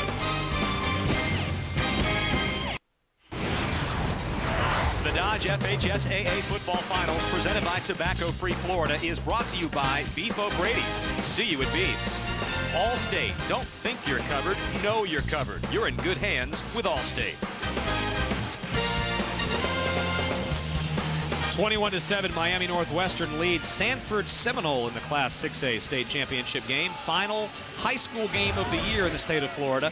The final college football game of the year in the country is coming up on January 8th, the BCS championship game. Join us on December 28th. We'll look back at Florida's season and ahead to the battle with Oklahoma. We go one-on-one with Urban Meyer and speak with the man in the middle of the Gator defense, Brandon Spikes. The Florida Gators National Championship preview debuts Sunday at 11:30 in the morning, only over on our sister network, Sun Sports. With Watson, Brady Ackerman upstairs on Fox Sports Florida. Here come the Seminoles with DuBose taking the direct snap. He moves ahead across the 25 down to the 27-yard line. He'll need the 30 for a first down. One thing you can see in the first half, and we touched on this at the top of the broadcast, on why this might be a different outcome, or certainly a closer outcome than the last couple of times we've seen these Dade County schools, is that Sanford Seminoles got a lot of speed and athleticism. You could see that already with not only DeBose, but obviously the quarterback, Ray Armstrong. Yeah, back in 2001, Apopka beat Miami Northwestern in the 6A final. And that was the last time an Orlando school beat a Miami school in the 6A championship game. Hand off to Toby Durham. Direct snap rather to Durham. And he picks up maybe a couple. Since then, 02, Norland beat Edgewater. 03, Carroll City beat Edgewater. 04, Killian, under head coach Billy Roll back then, beat Edgewater, who got to the final 3 years in a row and lost 3 years in a row. In 06, it was Northwestern against Lake Brantley. 07, Northwestern against Boone. So 5 times in the last 7 years, make it 6 out of 7 now. A Miami-Dade school has played an Orlando area school, and the South Florida kids have been on the winning side 5 consecutive meetings. And you give Boone a lot of credit bouncing back after that loss last year, getting to the regional final against Seminole, nearly winning that game a week ago. Coach Ziegler and his staff deserve a lot of credit. They did an outstanding job putting them back in position when a lot of people had written them off because of graduation. Todd Chandler jumped and made his way all the way back into the offensive backfield for Seminole and had some words for Ray Armstrong. He figured, I'm here, I might as well say hello. Now our officials are conferring as to whether or not a member of the Seminoles line moved first. The Bulls players are pointing as if it was an offensive penalty. They're going to bring Chandler off the field, have him calm down a little bit. We have 2 fouls on the play, both of them are dead ball fouls. We had encroachment defense that carries a 5-yard penalty. We had a dead foul, personal foul against the defense. That's a 15-yard penalty. And automatic first down. So that's going to be 20 yards added to Seminole. And what I think they got Todd Chandler for, Brady, was an unsportsmanlike conduct penalty for whatever he said or did in front of Ray Armstrong. All right, he's right here in the middle of your screen. Let's keep an eye on him and see what he does. I think he just slapped him right there, a head slap. Yeah, against the center. Well, he jumped off, and really, I don't think he was trying to do it intentionally. He was probably thinking the center was going to fire off. He missed. Yes, he was going to try the swim technique. Armstrong on the keeper gets across midfield to the 49-yard line. You're right, Coach. That's a good call. They tacked on the 15 for the head slap, although he did have some extracurriculars for Armstrong back there. 6th penalty for 53 yards now against Northwestern. Well, you see Seminole settled down now after that last drive, got him a touchdown, stopped Northwestern twice on the same series. And now they're in rhythm on first down, picking up 5 and 6 yards. That's what this offense does. They spread you out, and then they run a power game with their big quarterback. Armstrong in the shotgun on 2nd and 4. The snap will go straight to DeBose, who lined up next to him. DeBose gets to the left side to the 40 and slips. He slides down short of the 35-yard line. And we've seen that in numerous different state championship games this year. As the field gets more use, that's a 14-yard gain. As the field gets more use, the footing gets a little treacherous. I mean, he is fast. I mean, he is quick. You see him get to the corner right there, and DeBose slips down. There you see he lines up at behind the center. The lead blocker is Ray Armstrong. And DeBose, a big run. Seminole dialing it in here in the second quarter with their offense. Although another one of your keys is trying to cut off the inside foot. That may have been the situation there. The handoff to DeBose again. Up the middle, and the running game is starting to take effect for Seminole. Flag on the play. Back behind the play. It's at the 40-yard line. It's a hold against the offense. That's going to come back. Wow. Yeah, they are tiled in. They're in rhythm. They're dominating the interior part of the line, but right there they get nabbed for the holding call. And this is how you want to attack a Northwestern team. You want to control the ball on the ground, shorten the game. Holding offense. 10 yards from the spot of the foul. First down. So 10 yards, they'll march this back. And that is a self-inflicted wound for the Seminoles. Yeah, Taylor McMurray in the center on the inside. Watch him, 51. You see him right there in the middle? And see his right hand right there must be on the back of the big fella. See his right hand on his hip? Wow, I don't know about that. That's close, because when you guys spins like that, you're taught to put your right hand on the hip and force him out of the hole. They'll throw it on the screen. Setting up for Armstrong. Check it, Dyron Dye. Dye gets out across the 30. It was Armstrong to Dye, and he will turn and get the Seminole fans pumped up. Out across the 25 to the 22-yard line. That's a defensive end lining up at wide receiver. Dyron Dye doing everything. Of course, he lines up at tight end and comes in on the surge screen, and these are good plays on both sides. But look, you come across the flow of the defense. That's how it works. You line up and you come across the flow. So everybody gets going one way. You bring the receiver back the other way. Big play by Dye. A gain of 22 yards gives another first down, and they are inside the 30, inside the 25 now. And off to Armstrong, looking for space. Not much going there. The first stop made by Terry Davis on the right side of Northwestern's defensive line, and then the rest of the Bulls able to catch up. That was good defense there, and Seminole had been getting 5 and 6 yards a clip on first down, so holding them to 2, that's getting them off schedule. But Seminoles back in this football game, and it's important when you play a team like Northwestern to finish drives. Here you are on the doorstep of the red zone, which is the 20-yard line and in. You got to get down inside the red zone and finish this drive. Second and long, inside the 25 again. DuBose goes in motion. They'll give it to him on the right. DuBose through the hole. He's going to be short. He got down to the 16-yard line, but he had to get inside the 15 to the 14 for a first down, but the Seminoles will have it third and short. Nice tackle, though, on the open field by Campbell McGee, number 7 for Miami Northwestern. But DuBose has that extra burst. You know, we saw it a week ago. Newkeith Richardson down in Pahokee. We've seen a couple of kids that just have another burst, and they can go another level. There you see McGee made that nice tackle right there. 40 solos on the season. That's awfully good. Third and 1. Big opportunity for Seminole now. Armstrong goes under center for this one, and it'll be a flag before the snap. I believe it's on Dyron Dye, who kind of came out of his stance with his right hand.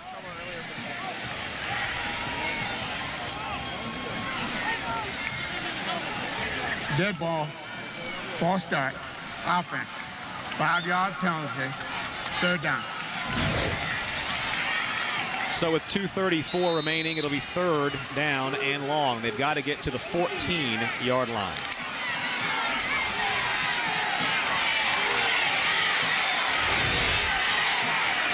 So back they go. And again, a whistle. DuBose is lining up under center in this set. And there's a whistle before the snap. Timeout, Northwestern. Miami Northwestern's going to burn a timeout. So we will take it with them. The Class 6A state championship game with a 21-7 lead for Miami Northwestern here at the Florida Citrus Bowl as Billy Roll matches wits with head coach Michael Cullison.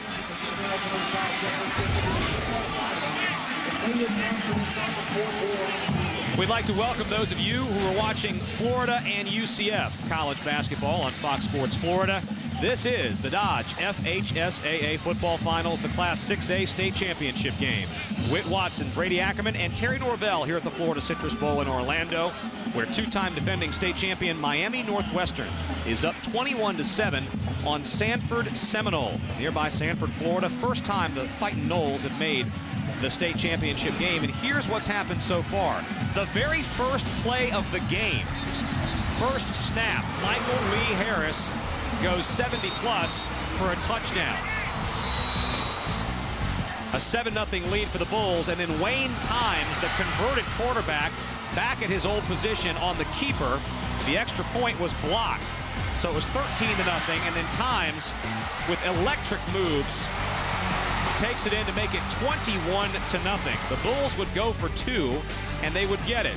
And then Ray Armstrong, the dynamic Seminole quarterback, goes in the second to make it 21-7. And the Noles are right back in the game. Seminole in the orange tops with white pants, orange helmets. They're moving from right to left in this quarter. Miami Northwestern, the Bulls, the two-time defending state champs. Check it, three-time defending state champs, or potentially three-time state champs. With the white shirts and blue pants and gold helmets, will move from left to right. They're bidding for a third consecutive state championship tonight. They have won back-to-back in 07 and 06.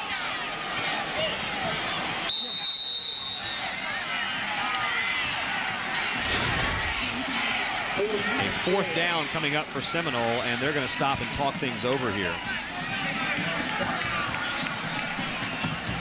For those just checking in, you know, Northwestern got off to that fast start, as you mentioned, in the first quarter, 21-0, like they always do, and you wondered if Seminole could hang in there, but they got a big touchdown from Ray Armstrong.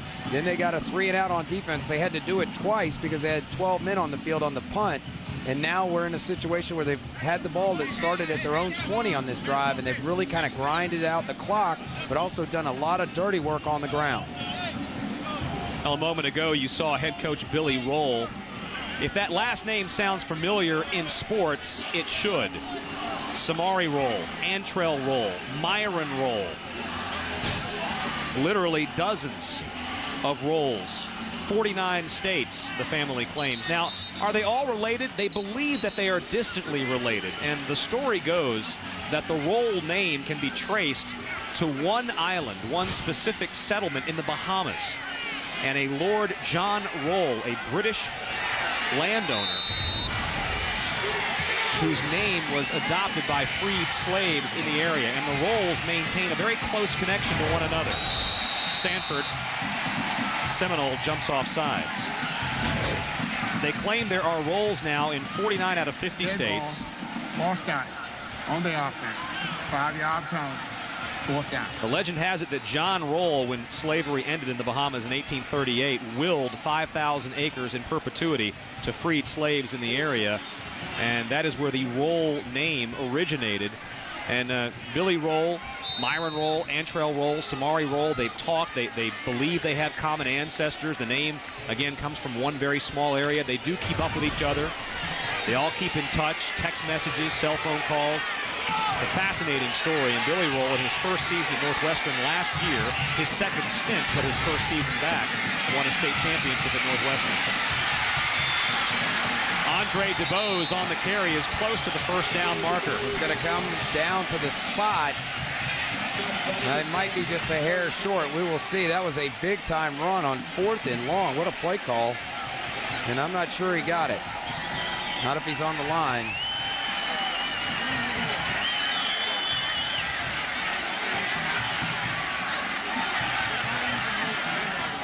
And they didn't get there on the 4th down try. So Miami Northwestern under head coach Billy Roll will take over on downs. They just overload the right side.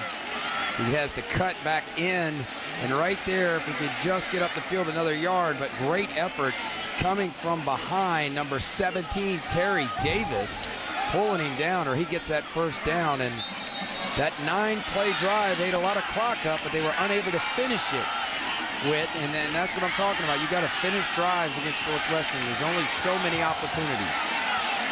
Billy Roll coached at Northwestern from 1997 through 2000, won a state championship there in '98, and then he went across town to Killian, won a state championship there in '04, came back to Miami Northwestern last year and captured a state title, their 2nd in a row, and now the school bidding for 3 straight, Coach Roll for 2 in a row.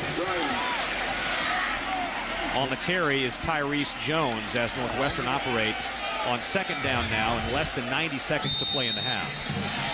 There you see the first 3 drives, the fast start, including the opening play of the game for a touchdown, and sometimes that can work against you. We've seen it in games where guys score on the first play or return the opening kick and the team kind of lets down, but this one, they didn't let down. It's just Seminoles tightened up their defense here in the 2nd quarter. They'll fake the pitch on the end around and go to the inside handoff with less than a minute to play on 2nd down. Northwestern content to grind some clock as it rolls past 50 seconds. Hargret on the carry. He's been the workhorse here in the first half.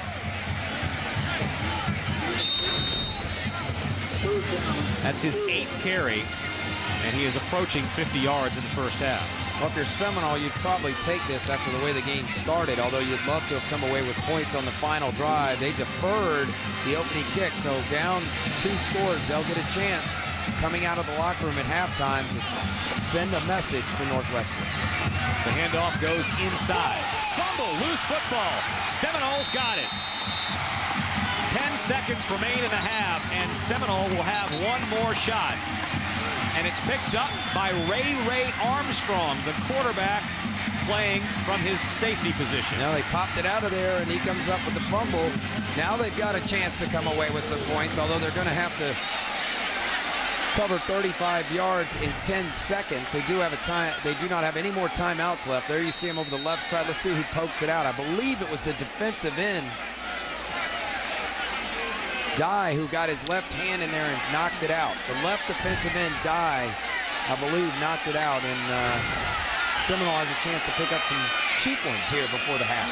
First turnover of the game for Miami Northwestern. So, what will happen with the Noles? That's a backwards pass, and fighting for extra yardage with only a couple of seconds left on the clock is Andre DuBose. So it'll be all zeros, and Seminole is not going to take a shot at the end zone after all. They are going to go in down by just 2 touchdowns after going down 21-0 to start this contest in the first quarter.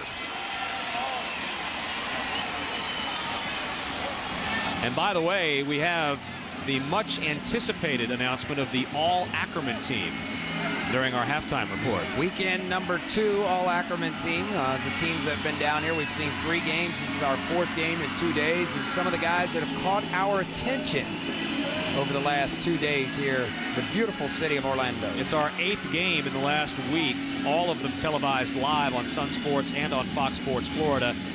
Regions Bank sideline report now with Terry Norvell and Coach Roll. I do have Coach Roll from Northwestern. Coach, after a fabulous first quarter on offense, you kind of got a little sideways in the second quarter. What happened? Yeah, we got a little hype. You know, the excitement. Michael made a big play on the first play of the game, and kind of excited us. And but we came out, got a couple more points, which you have to do on a team like this because they like to control the ball. So guys did a pretty good job. Defense just got to settle down and make tackles. As you can see, all we got to do is make tackles. Talk about your quarterback play. You're alternating a couple of guys. Where do you see the second half going? Well, we'll still go with Bridgewater. He got shaken up a little bit. He had to come out. But Wayne's capable. But we'll see if they're doing all right. We'll come back with Ted. You took a few big blows from their offense there, but all in all, your defense only gave up 7, including a big stop 2 drives ago by Sanford. Yeah, that was a big stop. We needed that one to get out of here in the first half. So defense get it. We got to come back and play some more defense. Thanks, Coach. Whit Brady back up top. And Michael is Michael Lee Harris, who had that long touchdown catch on the first play of the game. Seminoles of Sanford Seminole High School have fought their way back. It is 21-7 at the break. When we come back, first half highlights and stats, the All-Ackerman team, and much more from the Florida Citrus Bowl as we continue the Class 6A state championship game. Our halftime report coming up on Fox Sports Florida.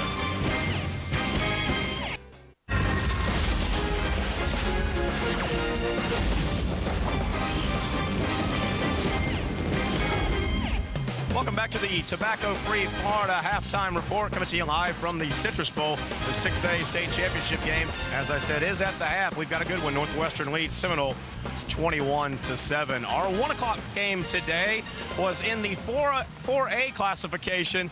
That game pitted the Panthers. They took on, in that ball game, they took on Lincoln, obviously from Tallahassee. Pretty good game after a tough start for Plant. The game ended up settling down. We'll take a look at some of the highlights. That's Plant right there in the white uniforms taking on the green and black clad Lincoln football squad. Early in the ball game, Aaron Murray, the quarterback for Plant, hits Justin Rudolph right there for a big gain. As you knew, Plant was going to come out firing the ball. The touchdown run put Plant ahead right there. That led to another big play here. Orson Charles on a little out, kind of wiggles away from the defender, and he goes in for a long score, and Plant is rolling. They even got some help on the defensive end right there with a pick six. Bo Hume scores for Plant, and it's all Plant at that point. Late in the first half, a dagger delivered with under 30 seconds left. Murray to Marvel. The Lincoln defense can't get him down. He scores with 3 seconds left, and it was all Plant. Lincoln made a valiant comeback in the third quarter, as you will see. Inside handoff, Allen steamrolls into the end zone to put the Trojans on the board. And one of the great catches you'll see in any level of football, Starling right here juggles it, gains control, and we've got ourselves a ball game. But the combination, Aaron Murray to Orson Charles, they've been doing that for a long time at Plant High School. They hook up and really put the game away and salt it away for Coach Weiner right there on the Plant sideline, coaching till the bitter, bitter end. And Plant, as you see, they end up holding on with that go-ahead touchdown, actually stretch out touchdown, 34-14. You see some of the numbers there. A big day from Murray, and it was all Plant there, save for that third quarter. After the game, I had a chance to catch up with the all-star quarterback from Plant, Aaron Murray. It's unbelievable. I'm just happy for the whole team right now. We had a tremendous game, and offense stepped up, defense did an awesome game, and it was a full team. It was a full team victory. So, it's just a great way to end my career at Plant High School. Obviously, you hope to go on to win college championships and get into the NFL. But to a man, when I talk to college football players and NFL guys, they say they always remember their high school championships. Oh, definitely. This is something I'm never going to forget. Come back 15, 20 years from now, we'll have a little reunion, and, be talking about these stories for the rest of my life. So, it's a special year, but, especially with a great group of guys, special guys. The bonds we formed this year is just unbelievable. This is a true definition of what a team really is. There wasn't really individuals. We were all, working for the same goal. So it's definitely something special and something I'll never forget. As I understand it, a little bit later in Tampa, in the Plant community, is a pretty big get-together. Anything you'd like to say to those folks? Hey, it's going to be a fun night. So, get out there. Let's celebrate the big victory. So there you have it. Congratulations to Plant High School from Tampa, their second state title in 3 years. We've got a good one going right now. Wayne Times, big play in the first half. Early was all Northwestern. It's 21-7 Northwestern over Sanford at the half. The Dodge FHSAA Football Finals, presented by Tobacco Free Florida, is brought to you by Metro PCS. Unlimit yourself. Tobacco Free Florida. Tobacco Free Florida wants you to be tobacco free. Visit tobaccofreeflorida.com for more information. Whataburger, just like you like it. Happy holidays from all of us at Fox Sports Florida. A beautiful December evening in Orlando at the Florida Citrus Bowl Stadium as the third quarter is set to get underway. Let's go downstairs and catch up with Terry Norvell. Thanks, Whit. I have Coach Collison from Seminole. Coach, you took a standing 8 count there in that first quarter, but you weathered the storm. Yeah, we took a little bit of a beating, but, you know, you're right. We weathered the storm and, you know, kind of beat ourselves a little bit, but I think our kids are calmed down a little bit now. What did you do on defense? You really shut down the Northwestern offense there in that second quarter. We didn't make any changes. We just told the kids to settle down a little bit and play football. Thanks for your time, Coach. Good luck in the second half. Whit, back up to you. Seminoles did indeed settle down. They put up 7 points, get themselves back in the game, 21-7. There you see the hard hats.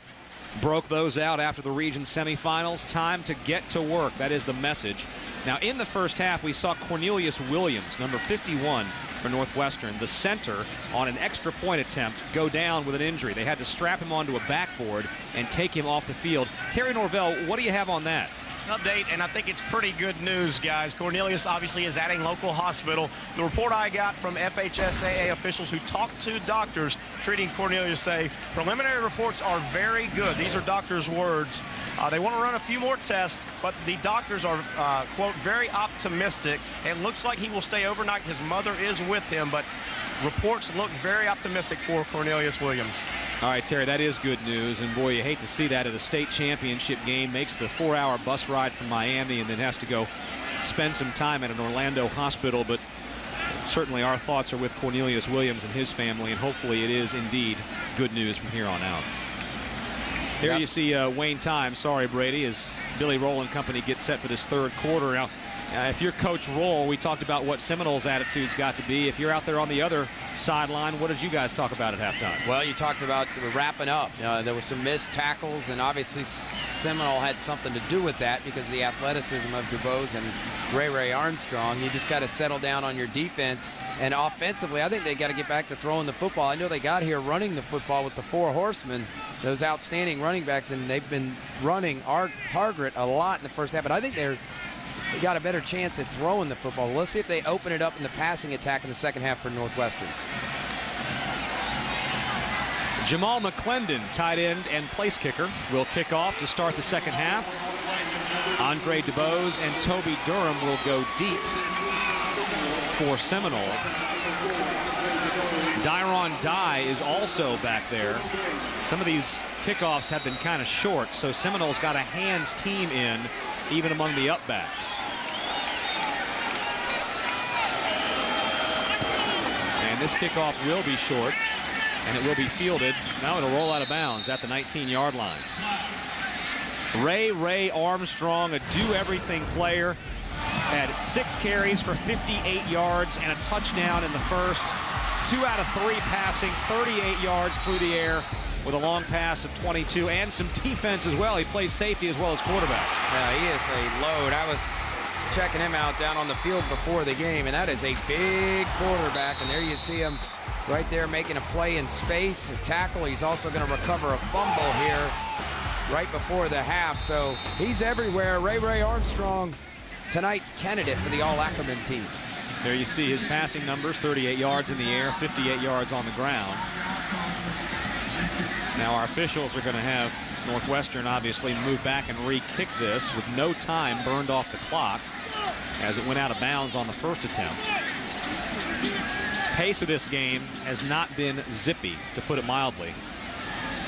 Our kickoff was at 7:06, and we are just now starting the second half.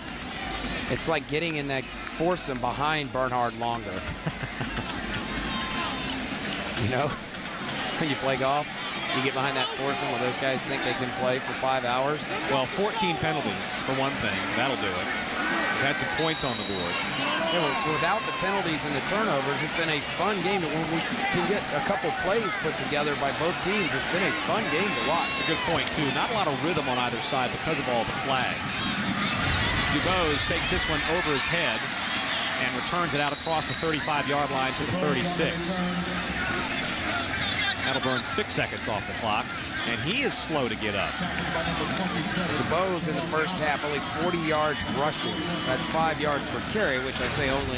He's right around twice that in the regular season, but they need to get him going. He's the outside threat, Armstrong the inside threat in this spread running attack for Seminole. Armstrong from the shotgun. Takes it at his 30. He'll move to his left. Out to the 40. And to the 42-yard line. As he picks up about 5 yards and keeps the offense moving here to start the third quarter. This kid projects as an outside linebacker, a Derrick Brooks type in college. Now, I think he could be an offensive player. We'll see where he ends up when he announces on January the 4th. But a lot of the recruiting experts project him as an outside linebacker. He's bigger than most of the defensive players for Miami Northwestern. He's listed at 6'4", 215. He's all of that. Maybe one of those cases where he might actually be bigger than that. On the jet sweep, they fake it one way and go the other.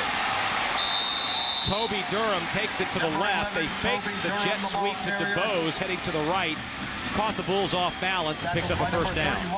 I like this kid. There you see his numbers on the season. He's already done a good job blocking. Look, fake the sweep to DeBose. Get the linebackers flowing away and then hand it right there to Toby Durham, who's made a couple of nice plays and has a burst himself for Seminole.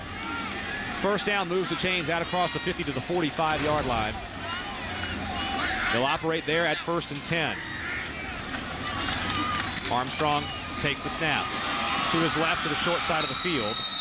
And forced out by 3 Northwestern Bulls, including Terry Davison on the stop and Donnell Jones. One thing I've seen, Kerry Wiggins, the offensive coordinator at Seminole, is doing a nice job of mixing up the inside and the outside calls in their run game. It may look like similar plays, but they will go in, out. They never give you the same look. We're also seeing, I think, in the second quarter, at the end of the second quarter on this first drive, that senior offensive line establishing themselves. The 5 seniors up front for Seminole really coming off the rock strong. Gain of 3, 2nd and 7. There goes DuBose, and they'll give it to him this time. DuBose turns upfield, breaks one tackle, and thought he had it. As he crossed the 35-yard line, DuBose, you know, his eyes were as big as saucers, and his footing just gave way on it.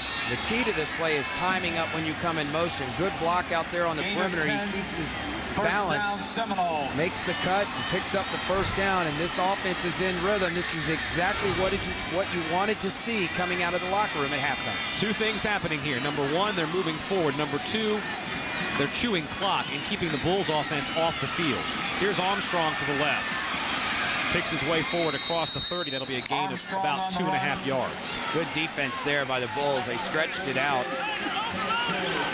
Really gave him nowhere to go and wrapped him up. A good defensive stop by the linebackers for Miami Northwestern. And the key with a guy like Armstrong and DeBose is you just want the sideline to be your friend. That's like an extra tackler. Stretch it out, stretch it out. If they don't want to go to the sideline, then you should have plenty of tacklers there. DeBose an All-American, Armstrong an All-American, Dye an All-American. The Seminole 3. 2nd and 7. This snap goes to Toby Durham to the right. Back to the middle, he cuts. Gets across the 25. Shot first down, but 3rd and short. I'll tell you why this is so tough to defend. It's like the single wing, and we see it a lot in college football. You mentioned it earlier, the wildcat formation, whatever you want to call it. I don't know if I'd give Houston Nutt that much credit for this, but look, they bring 2 backs to that side, so the numbers are in their favor. The direct snap follows both running backs, or Armstrong, which is a quarterback, with both backs are back there, so the numbers are in your favor when you run to the strong side. Well, the philosophy behind that, whether it's a single wing, a wildcat, whatever you call it, is pretty simple. 3rd and 1, quarterback keeper, and Armstrong is going to have enough for the first down as he gets across the 20-yard line. The theory is when the quarterback hands off the ball or throws the ball, the quarterback is now useless. Right. You got 11 guys on the field, so let's use 11 guys. Right. He's unaccounted for a lot of times by defenses because they think he's going to hand the ball off or throw it. And it's a very good point, Whit, and that's why you use it. It gives you an extra blocker, so you can even run to the strong side and numbers will still be in your favor. Everything old is new again. This goes back 50, 60 years in football. Here's Armstrong going to the right. There's a flag prior to the whistle. 7th play of the drive. They have all been rushing plays. Noteworthy because, as we pointed out, this is about as good as this offense has looked all night long. Dead ball, ball stock, offense, 5-yard penalty, first down. Well, that hurts. Fortunately for Seminole, it was on first down, so it's 1st and 15. Yeah, you got to stay away from those penalties. You know, that gets you behind schedule, and they've been on schedule in this drive. This is Seminole football right here for Coach Cullison. 1st and 15 at the 24-yard line for the Seminoles of Sanford. 3 men back. The snap goes to Armstrong. Picks up 2 blockers. Gets to the left side. Gets a call down to the 18. They stack him up, still on his feet. And that's where he'll be spotted. He picks up, well, close to the 5 yards they lost on that penalty. It'll be 2nd down in about 10.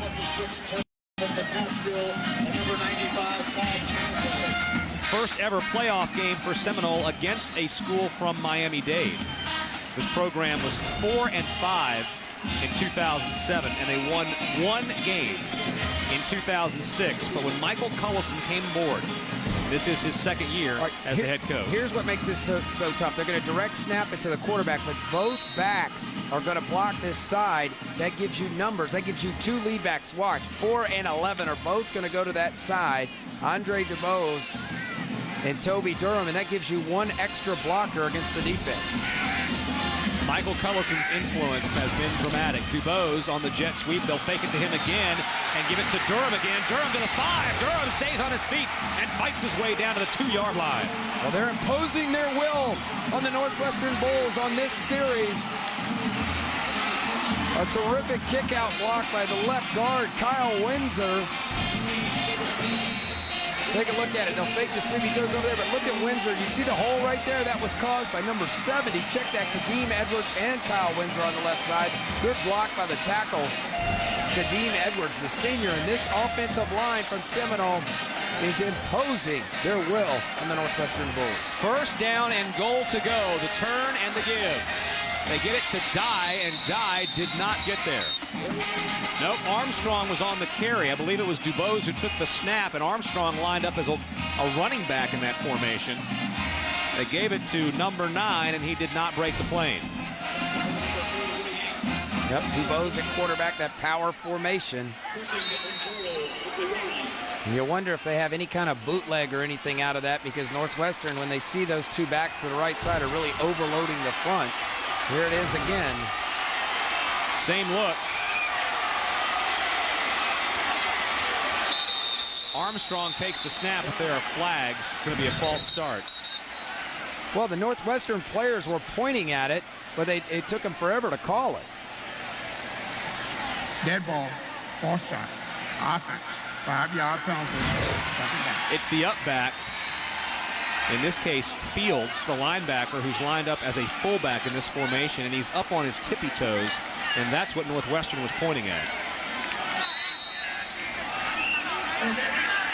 Kind of got caught leaning. 10 plays, 64 yards, 6 minutes off the clock, and everything has been on the ground. 2nd and goal from the 5-yard line. Got to finish drives. If you want to hang with Northwestern, you got to finish drives. They'll run the bootleg to DuBose. DuBose heads for the pylon. Touchdown, Seminole. We have a football game.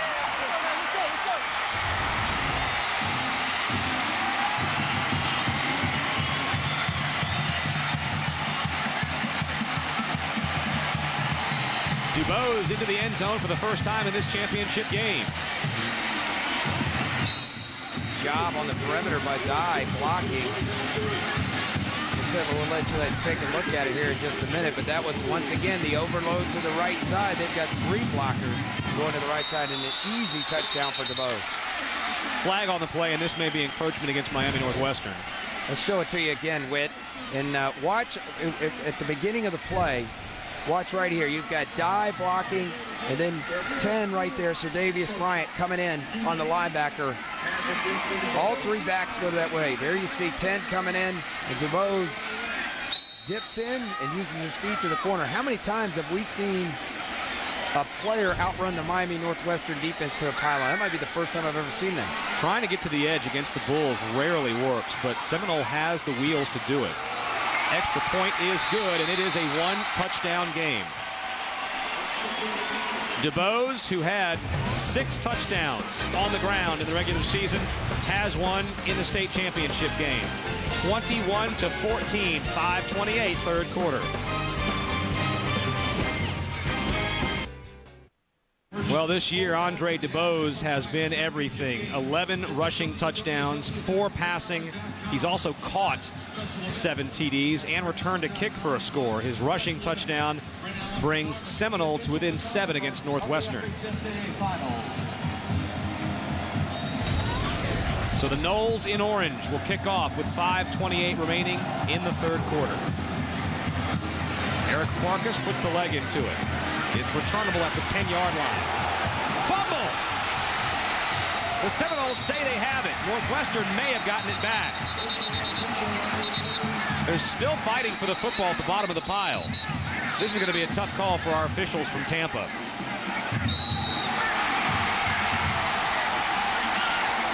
There's still no official indication. Now, one of the Seminole players pulled the ball out of the pile, but we have not received word from the officials as yet.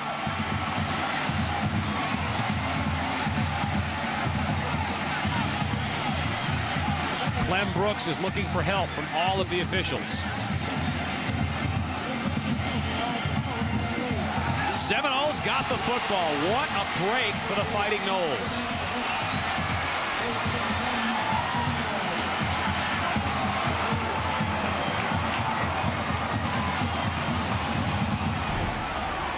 Well, here you see the return by Israel Linder.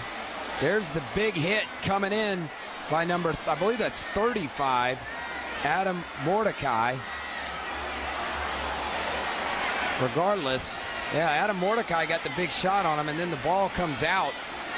And a big play for Seminole. They get great field position, a chance to tie this football game up. What a turn of events here in the third quarter with 5:20 left. Ray Armstrong out of the shotgun. They'll snap it directly instead to DuBose, and DuBose is going to get nowhere. He's pulled down from behind by Terry Davis. And what Seminole does in that offensive backfield is really intriguing. They'll line up 3 guys shoulder to shoulder, and the center is snapping to any one of those 3 players out of that formation. Yeah, that was a great play, though, by Terry Davis. He's been pretty active from his defensive end spot. Showing up tonight, the senior, number 17. Having a good performance in this championship game. He's got the speed at the defensive end position to really try to stretch out this offense and make a play. Second down and 12, loss of 2 on the play. Again, 3 in the offensive backfield, 1 wide out to the right. The snap goes to Durham, and Durham turns and hands it off again to DuBose. DuBose falls forward. A little trickeration from the Noles. He gets across the 20. They'll spot it dead on the hash mark at the 20-yard line. Think how much practice time you have to put in to be able to snap it to 3 or 4 different guys throughout a game. I mean, it's not just your normal quarterback. We've seen 3 guys now take direct snaps. Durham, Ray Armstrong, and Andre DuBose. Third down and 7 to go from the 20. Armstrong changing the play, comes up under center. Just 1 setback now. They'll turn and fake the handoff, but there's a flag. Might be a delay of game. Check it. Timeout. Yeah, Coach Michael Cullison got out there quickly to call a timeout as the Seminoles were confused on the offensive set. The 11th time that the Seminole football program has made it to the tournament, and they have never won a state championship. Let's get downstairs to the Northwestern side of Terry Norvell. I've got Northwestern superfan Carl McNair, a 1975 grad. Carl, you're screaming for defense. You got anything left in you? Oh, yeah, still got something left. The game is not over until no zeros, all zeros on the clock. Guys, he puts on quite a show, and obviously, I'm not the best dressed guy. He beat me tonight. Can I try the hat on? Oh, yeah, let me see that thing. Come on. Yeah, how about that, huh? Oh, how about that? Back to you guys. Phone it in. I'm going to phone that in. Yeah. Hey, thank you, my friend. I think Terry needs to make him an offer on that jacket. That would look good on you. Canary yellow? I don't have a canary yellow in my... Daryl Armstrong had one of those back in the day with the Orlando Magic. Looked kind of like that. big third down right here. Seminole needs to try to come away with some points on this series after forcing the turnover. DeBose comes across. Armstrong trying to throw it by himself. Some time, he loses the football. Armstrong got it back. Carrying it with one arm, he was trying to reset to throw it, and he fell forward and recovered his own fumble. That is a big, big misfire for Seminole. Well, the receiver was covered. He tried to find DeBose on a wheel route, and watch, I think he drops the ball trying to push off his lineman. Just dropped it, as you said, carrying it with one hand. He's fortunate to get it back, and now we'll see if they're going to go for it. Their kicker, Farkas, is on the sideline, so he is not coming out. The sophomore does have a long of 41 this year. Yeah, he was only 3 of 8 in the regular season. They don't try field goals very often. They're going to go on 4th and 8. Armstrong has some space. Gets to the pylon and gets the first down. Ray Armstrong is putting on a show tonight in the Class 6A state championship game. He's got the offense on his back, and that is a first down. That's the quarterback making a play. They wanted to run the tight end down the middle of the field. He was looking for big number 8. Dyron Dye not there, and he sees Contain broken down on the outside and just wills himself to the first down. And this Seminole team is controlling the line of scrimmage. They're making the plays. We've yet to see the Northwestern offense in the second half. They haven't even been on the field in the second half. Alex Kelly gave Ray a shot for his effort. They'll give it to DeBose. DeBose goes to the right side, picks his way through across the 5-yard line. The clock still runs, 2 minutes and 30 seconds. Seminoles have the football for the entire third quarter. Yeah, and the other thing that does is it starts to wear down that Northwestern defense. Early on, Northwestern making a lot of plays on defense, shut out Seminole in the first quarter. But since the second quarter on, that senior offensive line for Seminole has won the battle in the trenches. 5 plays on this drive. They'll go to the ground again, down to the 2-yard line. Is Ray Armstrong. DuBose once again lines up as the quarterback and hands it off to Armstrong. And take a look. I mean, Northwestern hasn't had the ball. There's 0 yards because they've had 0 opportunities. Seminole has gone 94 yards in this quarter. Best way to defend Miami Northwestern's offense is to not let them play. Keep the ball out of their hands. That is amazing. I bet you there's never been an entire quarter where Northwestern's had 0. Not with this offense. That's incredible. 90 seconds to play, 3rd and goal. Movement flagged. That's a procedure penalty on the right side of that offensive line for Seminole. Jamal Hooks, the tight end. Ball, false start, offense, 5-yard penalty, 3rd down. That's 14. a killer. That is a killer because you're in 3rd and short, really 3rd and 2. Much more favorable inside the red zone. We'll see if Northwestern can bow their backs, force a field goal attempt, or at least force a 4th down.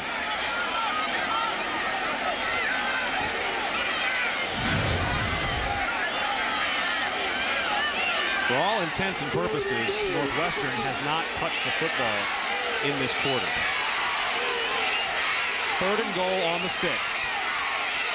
DuBose spins out of the tackle to the end zone. Stepped out of bounds at the 1, and there's going to be a flag. It was a face mask. You saw it clearly on that shot. Great camera angle from our crew. How DuBose got away from that, I have no idea. And they mark him out of bounds at the 1-yard line. Well, these guys are as good as advertised. Ray Armstrong, Andre DuBose, and Dyron Dye, the Seminole 3 showing up big here. Let's take a look. There's the face mask. That's going to get him a 1st down, but let's see if he got to the end zone, if he stepped out. Tough look. Personal foul, face mask. Let's try this angle here. Pass it to the goal. Oh, that's close. That's close. He didn't step out with his feet. That's close. Upon further review, inconclusive evidence. Well, they're going to have 4 shots at it, Brady, from inside the 1-yard line. I think the Northwestern fans are stunned, to be honest with you. 51 seconds left in the quarter. Correction. Still third down. Our official just indicated still third down on a personal foul. Now Ray Armstrong asked for clarification.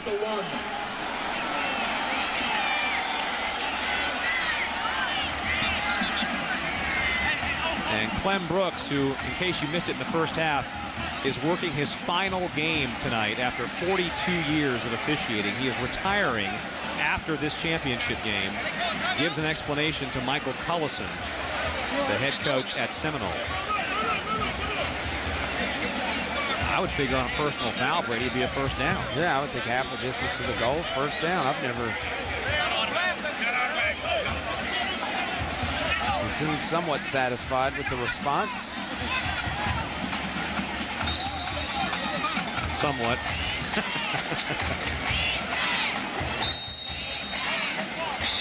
Well, that's curious. I think these officials may want to stop and talk it over again. The Seminole players are still asking, how is that not a first down on a personal foul? As it stands, Seminole will hurry to the line, and it will be third down. Third and goal, so 2 shots at it. They'll keep it. The quarterback sneak is good for a touchdown. All they needed was one. Andre DeBose is in for his second score of the night.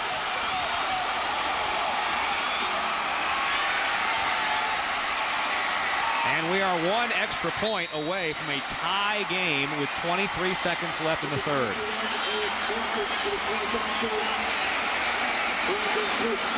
And a big kick here for Farkas.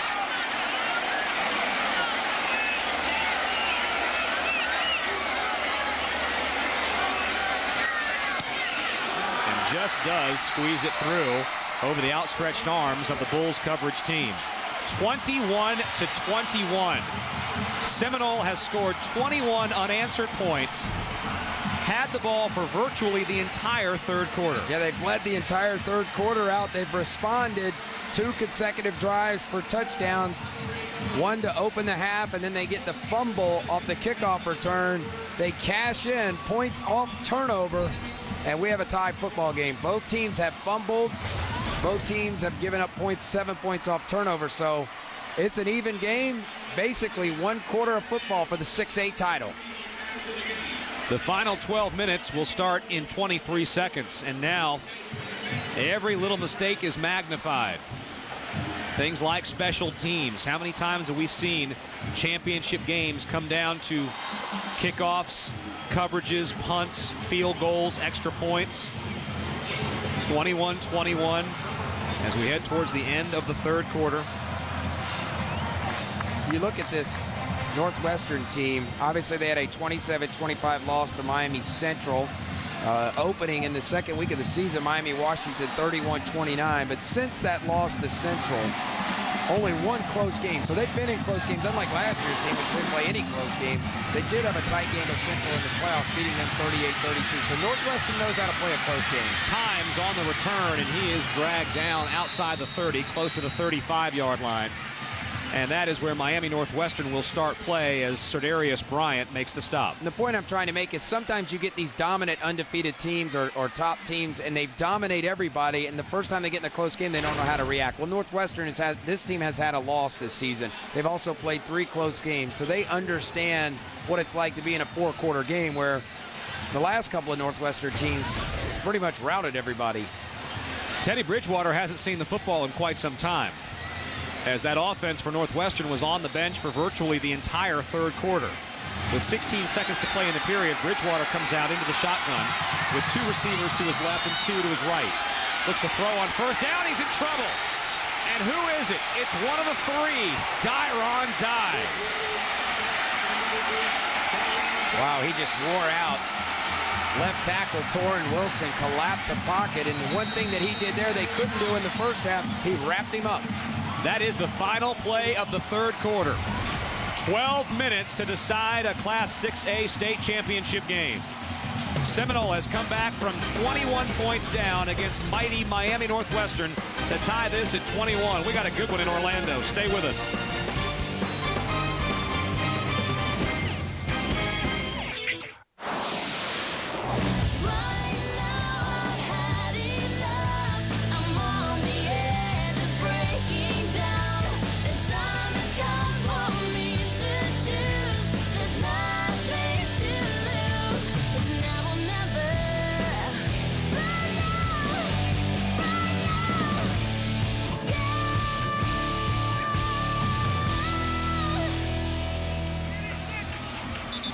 21-21, and it's now or never for Miami Northwestern and Sanford Seminole. Whit Watson, Brady Ackerman, Terry Norvell at the Florida Citrus Bowl in Orlando for the Class 6A state championship game. Northwestern, one play, 16 seconds, and that's all they got in the third quarter. Seminole had the ball for 11 minutes and 44 seconds of a 12-minute period. The Bulls, the two-time defending state champions, will have the ball to start the fourth. Seminole, they've never been to the final before. Never won a state title. They've squared things up with 21 unanswered. Hargret on the carry, and here comes the Noles defense.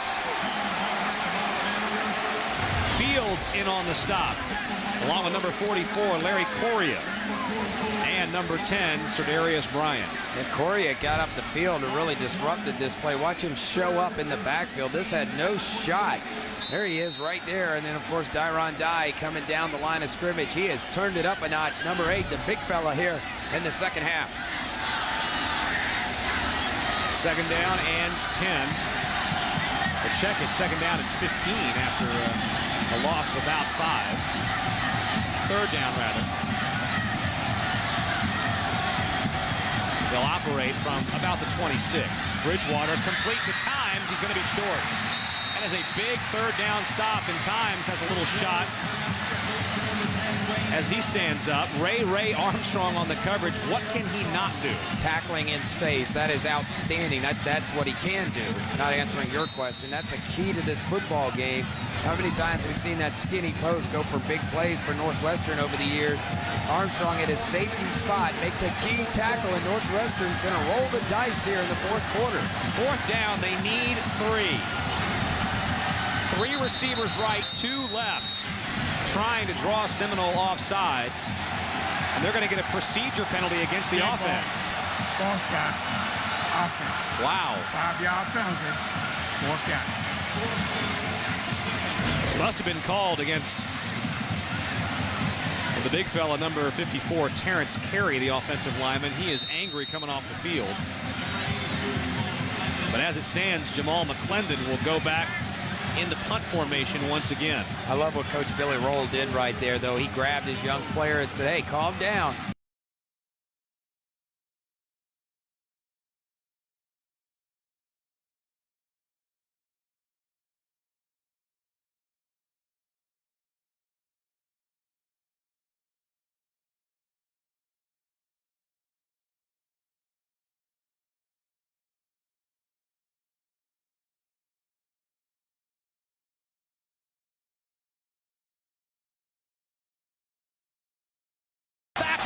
Backer got in and blocked the punt.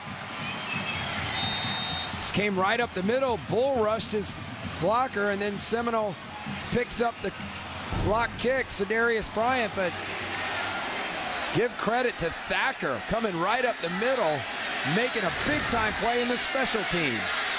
From the 25, 1st and 10 for Seminole.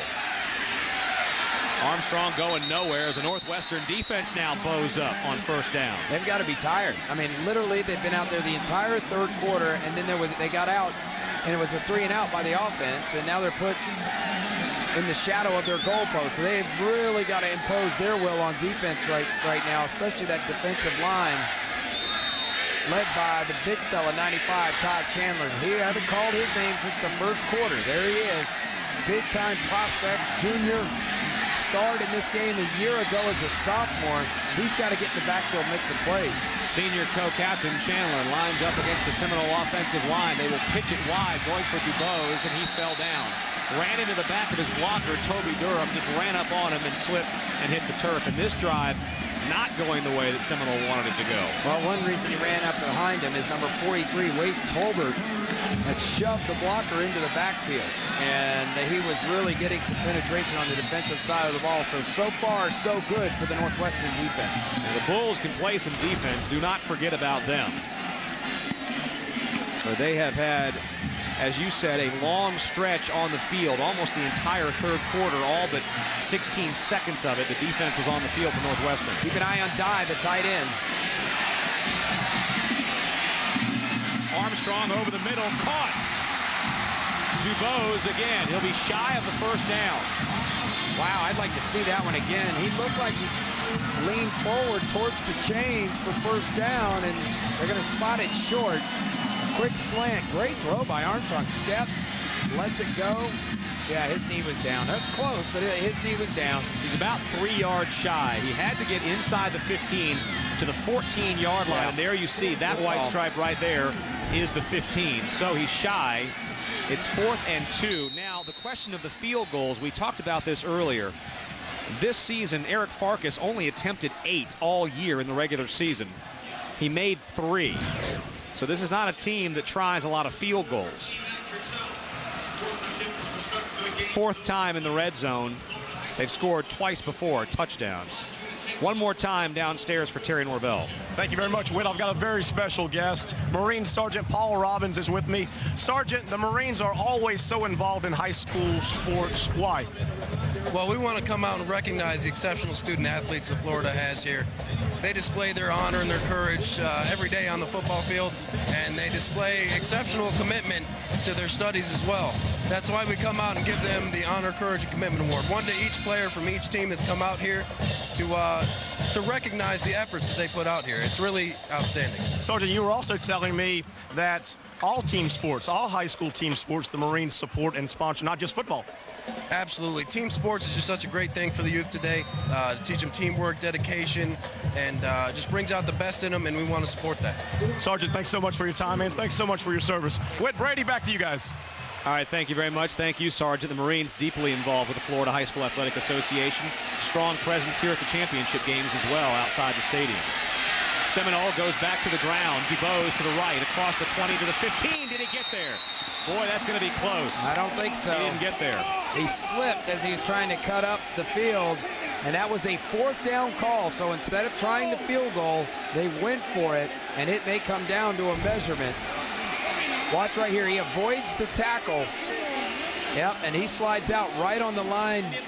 Marshall had him hemmed in. He went inside of Marshall, number 9, Khalid Marshall, the Northwestern. But he slid off that inside foot, trying to make the first down. He doesn't get it. So they go for it on 4th down. Again, this team does not have a lot of experience with field goals, although watching Farkas on the extra points, to me, seems like he was capable from that distance. Why not try it? Yeah, 35 yards roughly would have been the kick. Somewhere in there, 34, 35 yards. He has made a 41-yarder this year, so they decided to go with it. They've dominated on the line of scrimmage. I understand that. You go with the flow of the game, but you know, I'm trying to get points and take a lead. If I probably would have given it a shot, too. I'd have tried the field goal. So, Northwestern takes over on downs.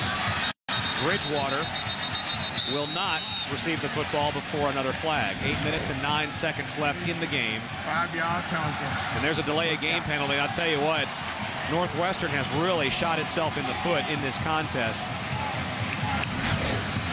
That is, for the Bulls of Northwestern, a dozen penalties now. The Honor, Courage, Commitment Award from the U.S. Marines for today's game given to Ryan Sanford of Seminole High School prior to our game here at the 6A final. Bridgewater to his right, another flag.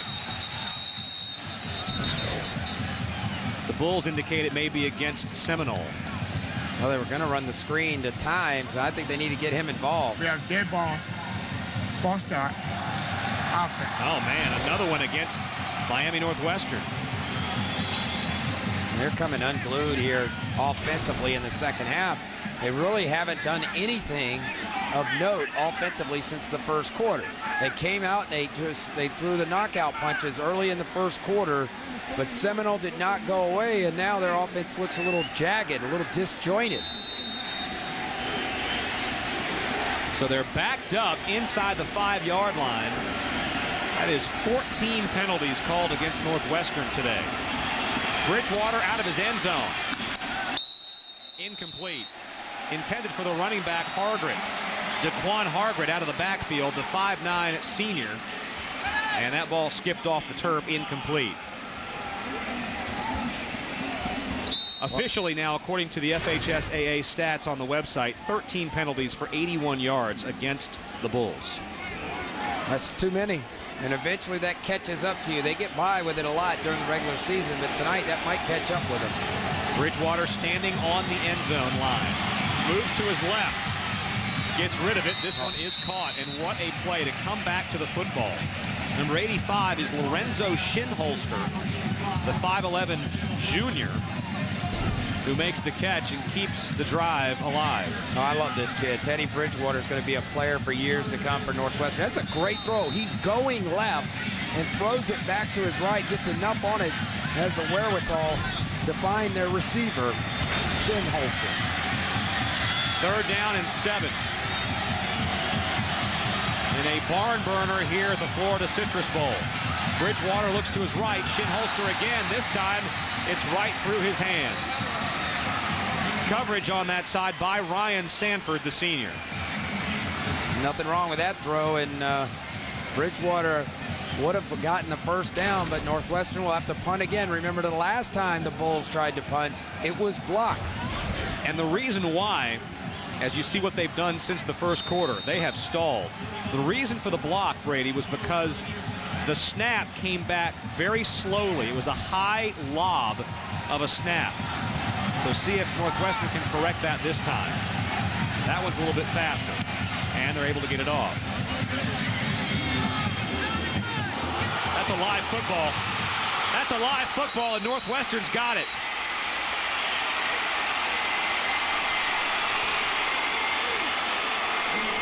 It was McGee that fell on it. Cambrell McGee.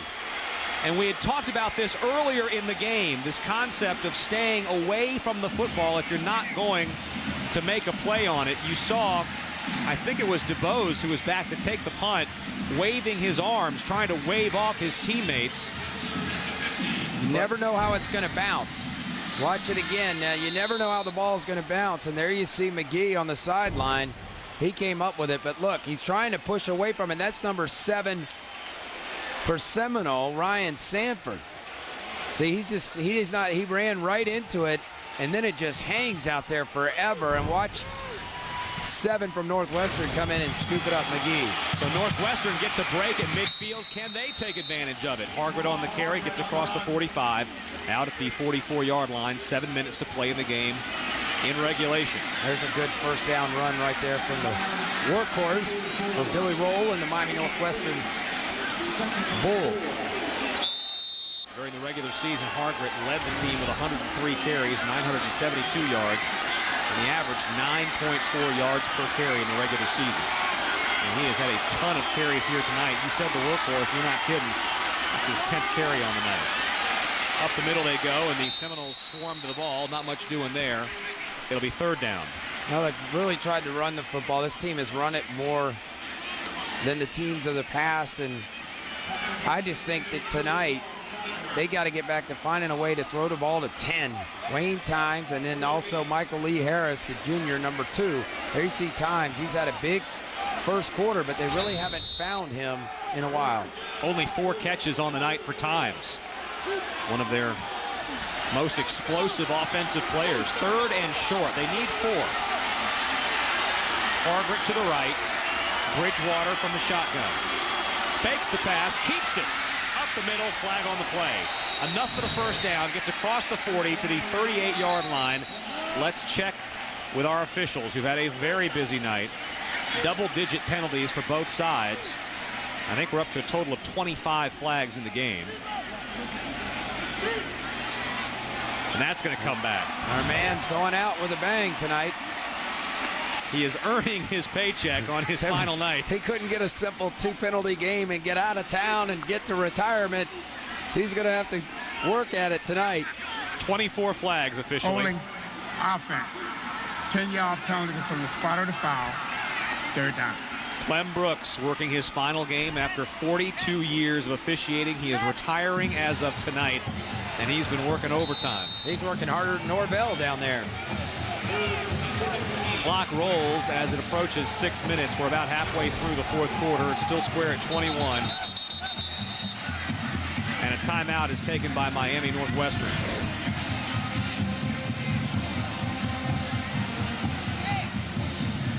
We talked about Billy Roll. This is his 2nd stint as Northwestern's head coach.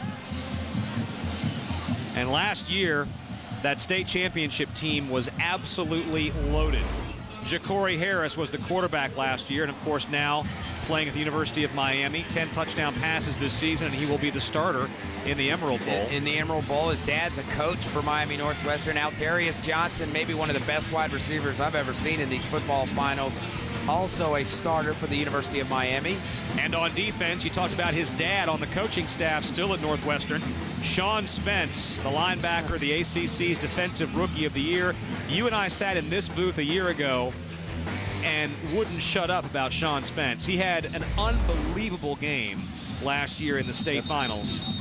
The best I've ever seen. I've been doing this for 7, 8, 9 years, it seems like now, and it's the best linebacking performance I've ever seen by a young man last year in the finals. Sean Spence was flat out sensational. Some of the guys we didn't mention there: Marcus Forston playing in Miami, Kendall Tompkins, of course, Aldarius Johnson, Ben Jones also signed out of high school. Tommy Streeter, and I talked to the coaches about him. You know, he had the knee injury. They said he's coming along fine. All those kids still come around the school and the program, even though they're at the University of Miami. 3rd and long for the Bulls now, with the ball spotted at the 45-yard line. Bridgewater under pressure, escapes to the right, picks up a block, throws it into coverage, almost intercepted. Man, oh man. Eric Farkas, who is a defensive back as well as the place kicker, had that ball right in his mitts.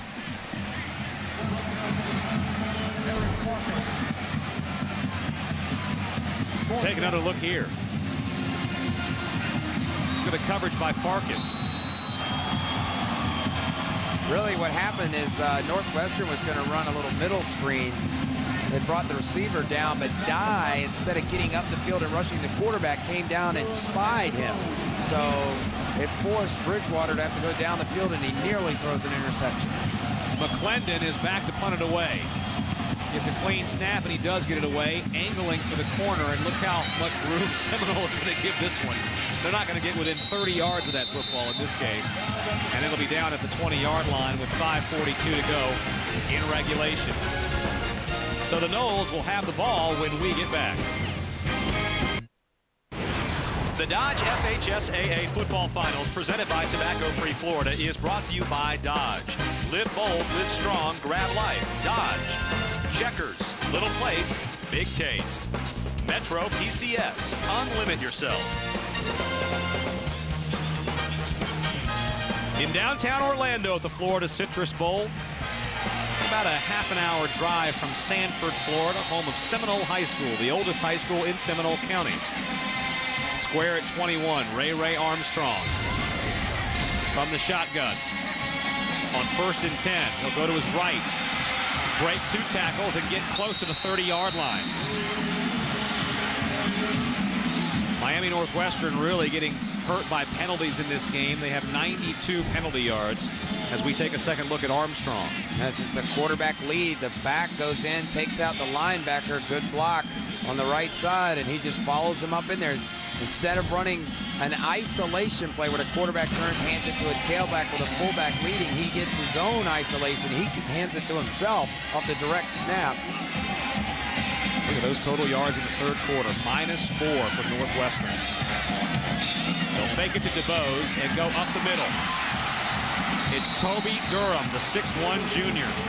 175-pounder, a very busy man tonight as they have spread the wealth offensively, and that is good enough for a first down for the Noles. That's been a very successful play for them because early on they handed it wide to DeBose a lot. In the 1st quarter, there wasn't a lot of room there, but as I said earlier, they give you so many different looks in the run game out of the spread formation. You have to respect it when they do have success, and Durham's benefited from that. First down and a fresh set of downs as Armstrong goes back to work, this time to the right, follows his blockers, picks up about 3.5 yards. Here's Todd Chandler in there making a play. Big 95, the defensive tackle, shot the gap that time and was able to bring down the big fella. This kid is big, I'm telling you. I couldn't believe how big he was standing down on the field. Armstrong has now carried it 16 times. DeBose, 17 carries tonight.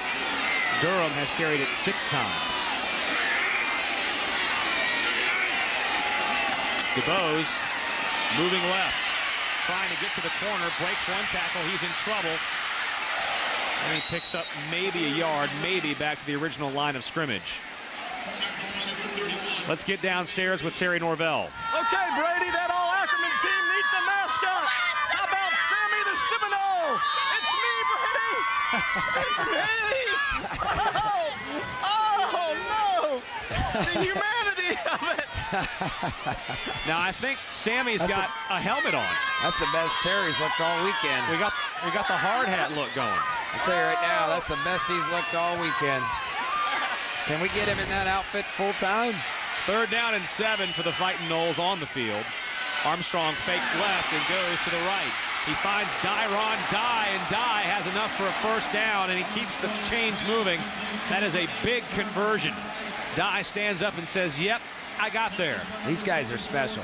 It's a good football team, but these 3 guys really stand out.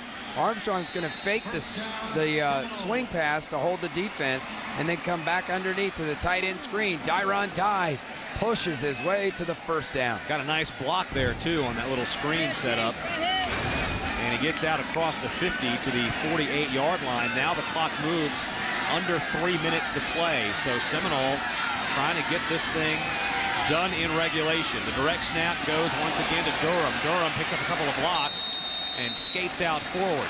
Toby Durham on it's the across carry. the 45-yard line down to the 44 as the clock moves towards 2.5 in regulation. And Seminole only has 1 timeout left, and the way that they run their offense, you know, if you're Northwestern, you're just going to try to keep them out of the end zone right here because 2 minutes can go quick the way Seminole runs this offense. Look at the domination in the second half by Seminole. Really started in the 2nd quarter.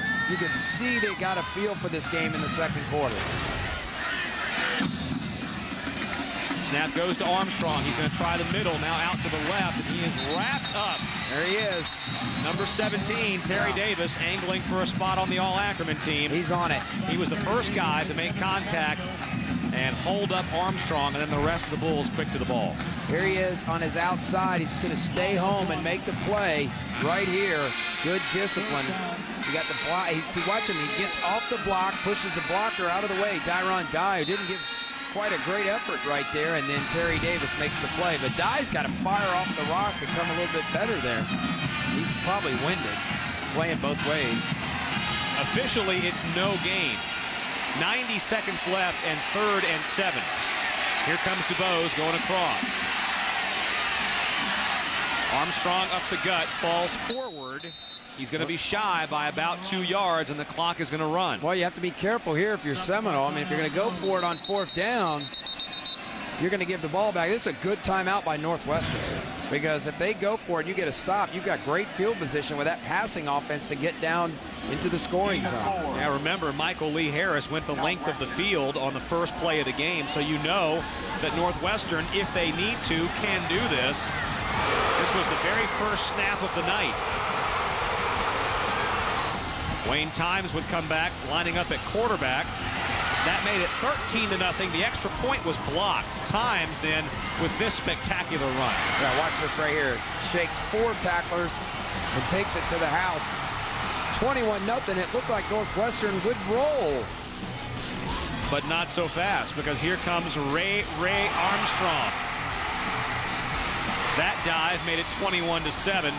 And then in the second half, a double shot of Andre DuBose. Comes to the pylon to make it 21-14. And then DuBose again on the keeper. Lines up at quarterback as the Seminoles score 21 unanswered points against Miami Northwestern, the 2-time defending state champions, the team that finished 2007 ranked #1 in the country. Wow, they're going for it on 4th and 3 at Northwestern's 40. DuBose under center, the handoff, it's plenty enough. Out across the 25-yard line, and the do-everything player. But they still have to get going. They got to get up.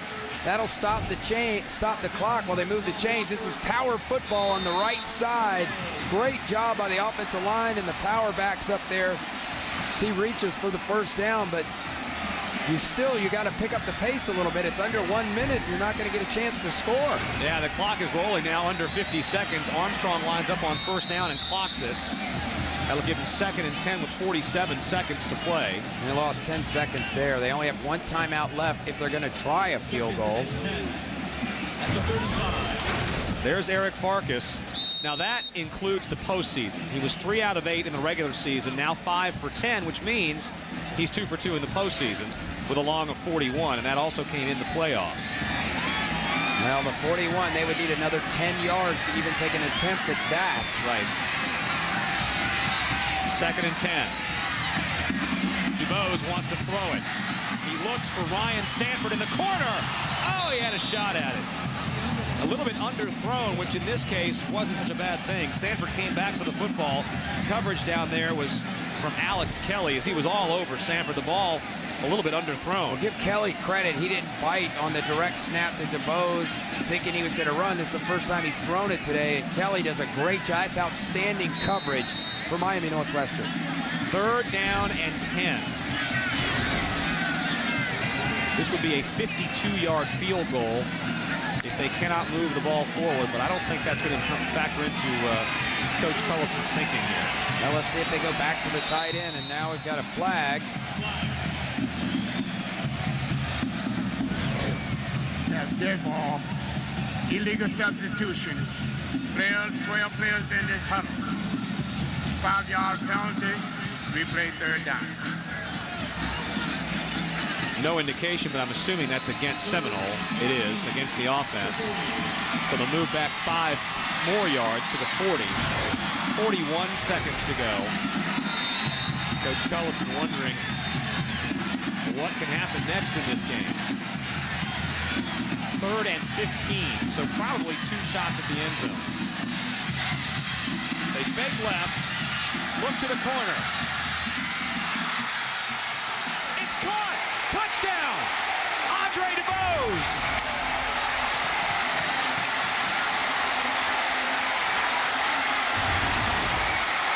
A 40-yard pitching catch, and Andre DuBose with one of the most spectacular catches you'll ever see at the FHSAA Finals.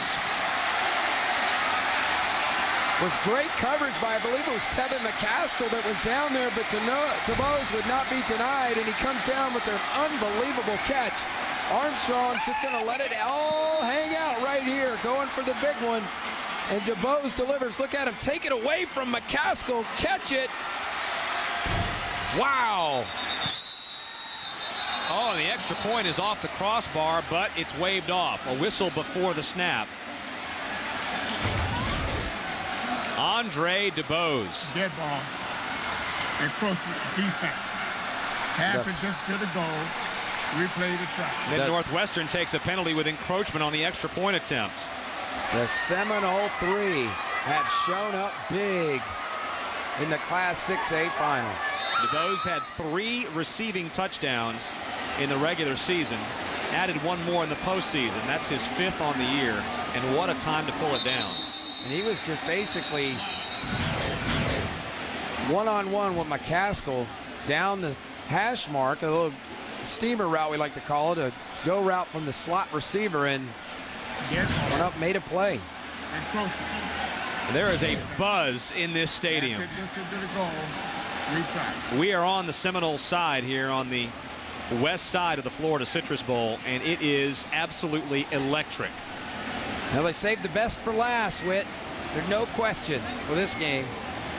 Stunning after the way it started to see it unfold this way. You have to give Seminole a lot of credit. Now there's 31 seconds left, or 33 seconds left. Check that.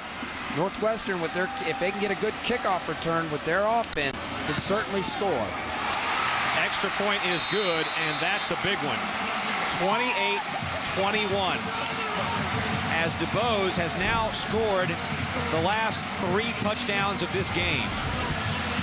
Our Metro PCS play of the game, of course, the touchdown reception, 40 yards. Andre DuBose taking it away from McCaskill and then being able to hang on to it as he makes landfall for the touchdown. Man, the fact that he could keep that football off the turf, landing as hard as he did, the concentration on the part of DuBose. You have to admit, on January the 4th, when these guys announce, to a national televised audience, you're going to watch.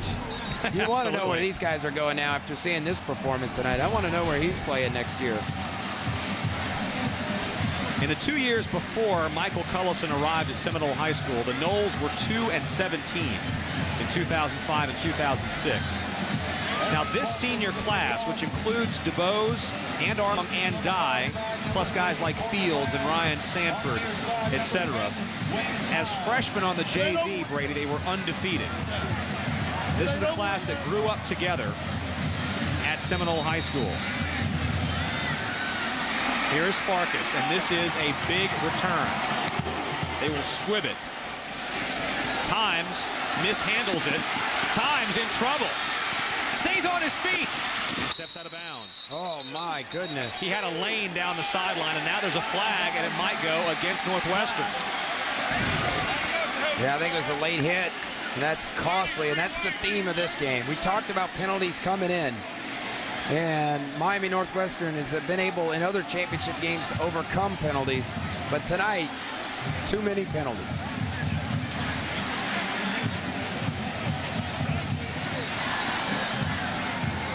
Dead ball. Personal foul. Against the offense. Passes just to the goal. Wow. First out. That is huge. That's half the distance. Most penalties ever in a state final. Madison County 20 back in 2003. Well, you'll want a copy of this game. Go to GameTapes.com to buy your DVD of this championship game. $24.99. All of the 2008 FHSAA finals, all classes, 8 championship games available for purchase for $24.99 at GameTapes.com. Over 100 yards in penalties now against Northwestern. That one might be the most costly, but we've seen them do it before. 1st and 10 on the 12, 5 wide for Bridgewater. He's flushed. Bridgewater steps out of trouble. Looking for someone to throw it to. Puts it up for grabs. Intercepted and dropped. Incomplete is the call. And guess who it is? Andre DuBose. All hands on deck on this final series for Seminole. 17 seconds away from their first ever state championship. Bridgewater just trying to make something happen under great duress in the backfield. Unbelievable. He got that ball off, threw it 40 yards in the air. Boy, it sure looked from this angle that like DuBose had that ball in his possession and it was jarred loose when he hit the deck, but the ruling is an incomplete pass. Northwestern now with 2nd down and 17 seconds. They've got to go 90 yards. Same formation, 3 right, 2 left. Bridgewater out to Times in space. Times makes 2 tacklers miss. Times to the right. Still in bounds and steps out now at the 45-yard line. Goodness gracious, where's that play been? That's what I'm talking about. You know, I know they didn't have the ball in the 3rd quarter, but they got away from getting this kid the ball in the last 2 quarters. I mean, he takes a screen pass and makes 40 yards out of it. He's exceptional. That's a 1st down with 7 seconds to play. Northwestern has a timeout to burn, and they'll use it. Well, they're going to have to put all their eggs in one basket. I'm not sure the arm strength of the young quarterback. You would love to be able to get a 10-yard out in about 5 or 6 seconds, go out of bounds, and then heave one into the end zone from about Seminoles 40 or 45. But can you execute that at this level? Have you worked on it, or do you take the shot right now with 7 seconds to go? Northwestern is 41-1 in their last 42 games. Seminole has won 10 straight coming into this state championship.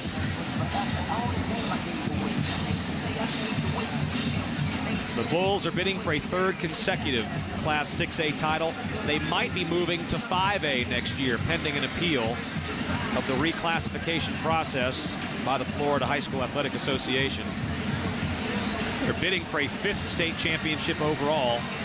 It would be the 3rd at Northwestern for head coach Billy Roll. I just saw Billy Roll, and it looked like he said we have to go for it now, meaning they're going to take a shot deep as opposed to throwing it short. Let's see what the young quarterback does. Now Bridgewater, Times in there. Times is in there, you're right, and he's lined up almost as far back as a punter.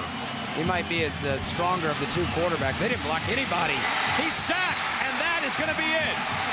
The clock hits zeros, and Seminole High School has done it. They've knocked off the two-time defending state champions in Class 6A. For the first time, the Seminoles of Sanford, Florida, are state champions.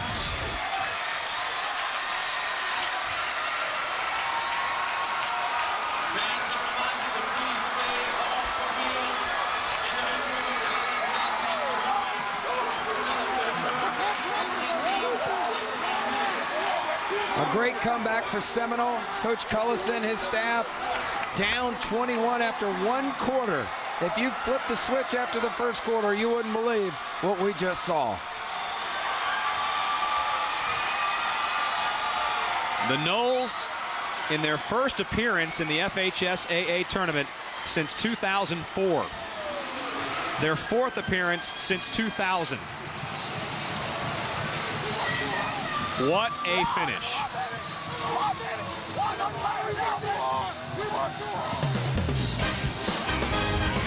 Seminole High with a 28-21 win in the state championship game. We'll be back with our post-game coverage to wrap it up on Fox Sports Florida after this.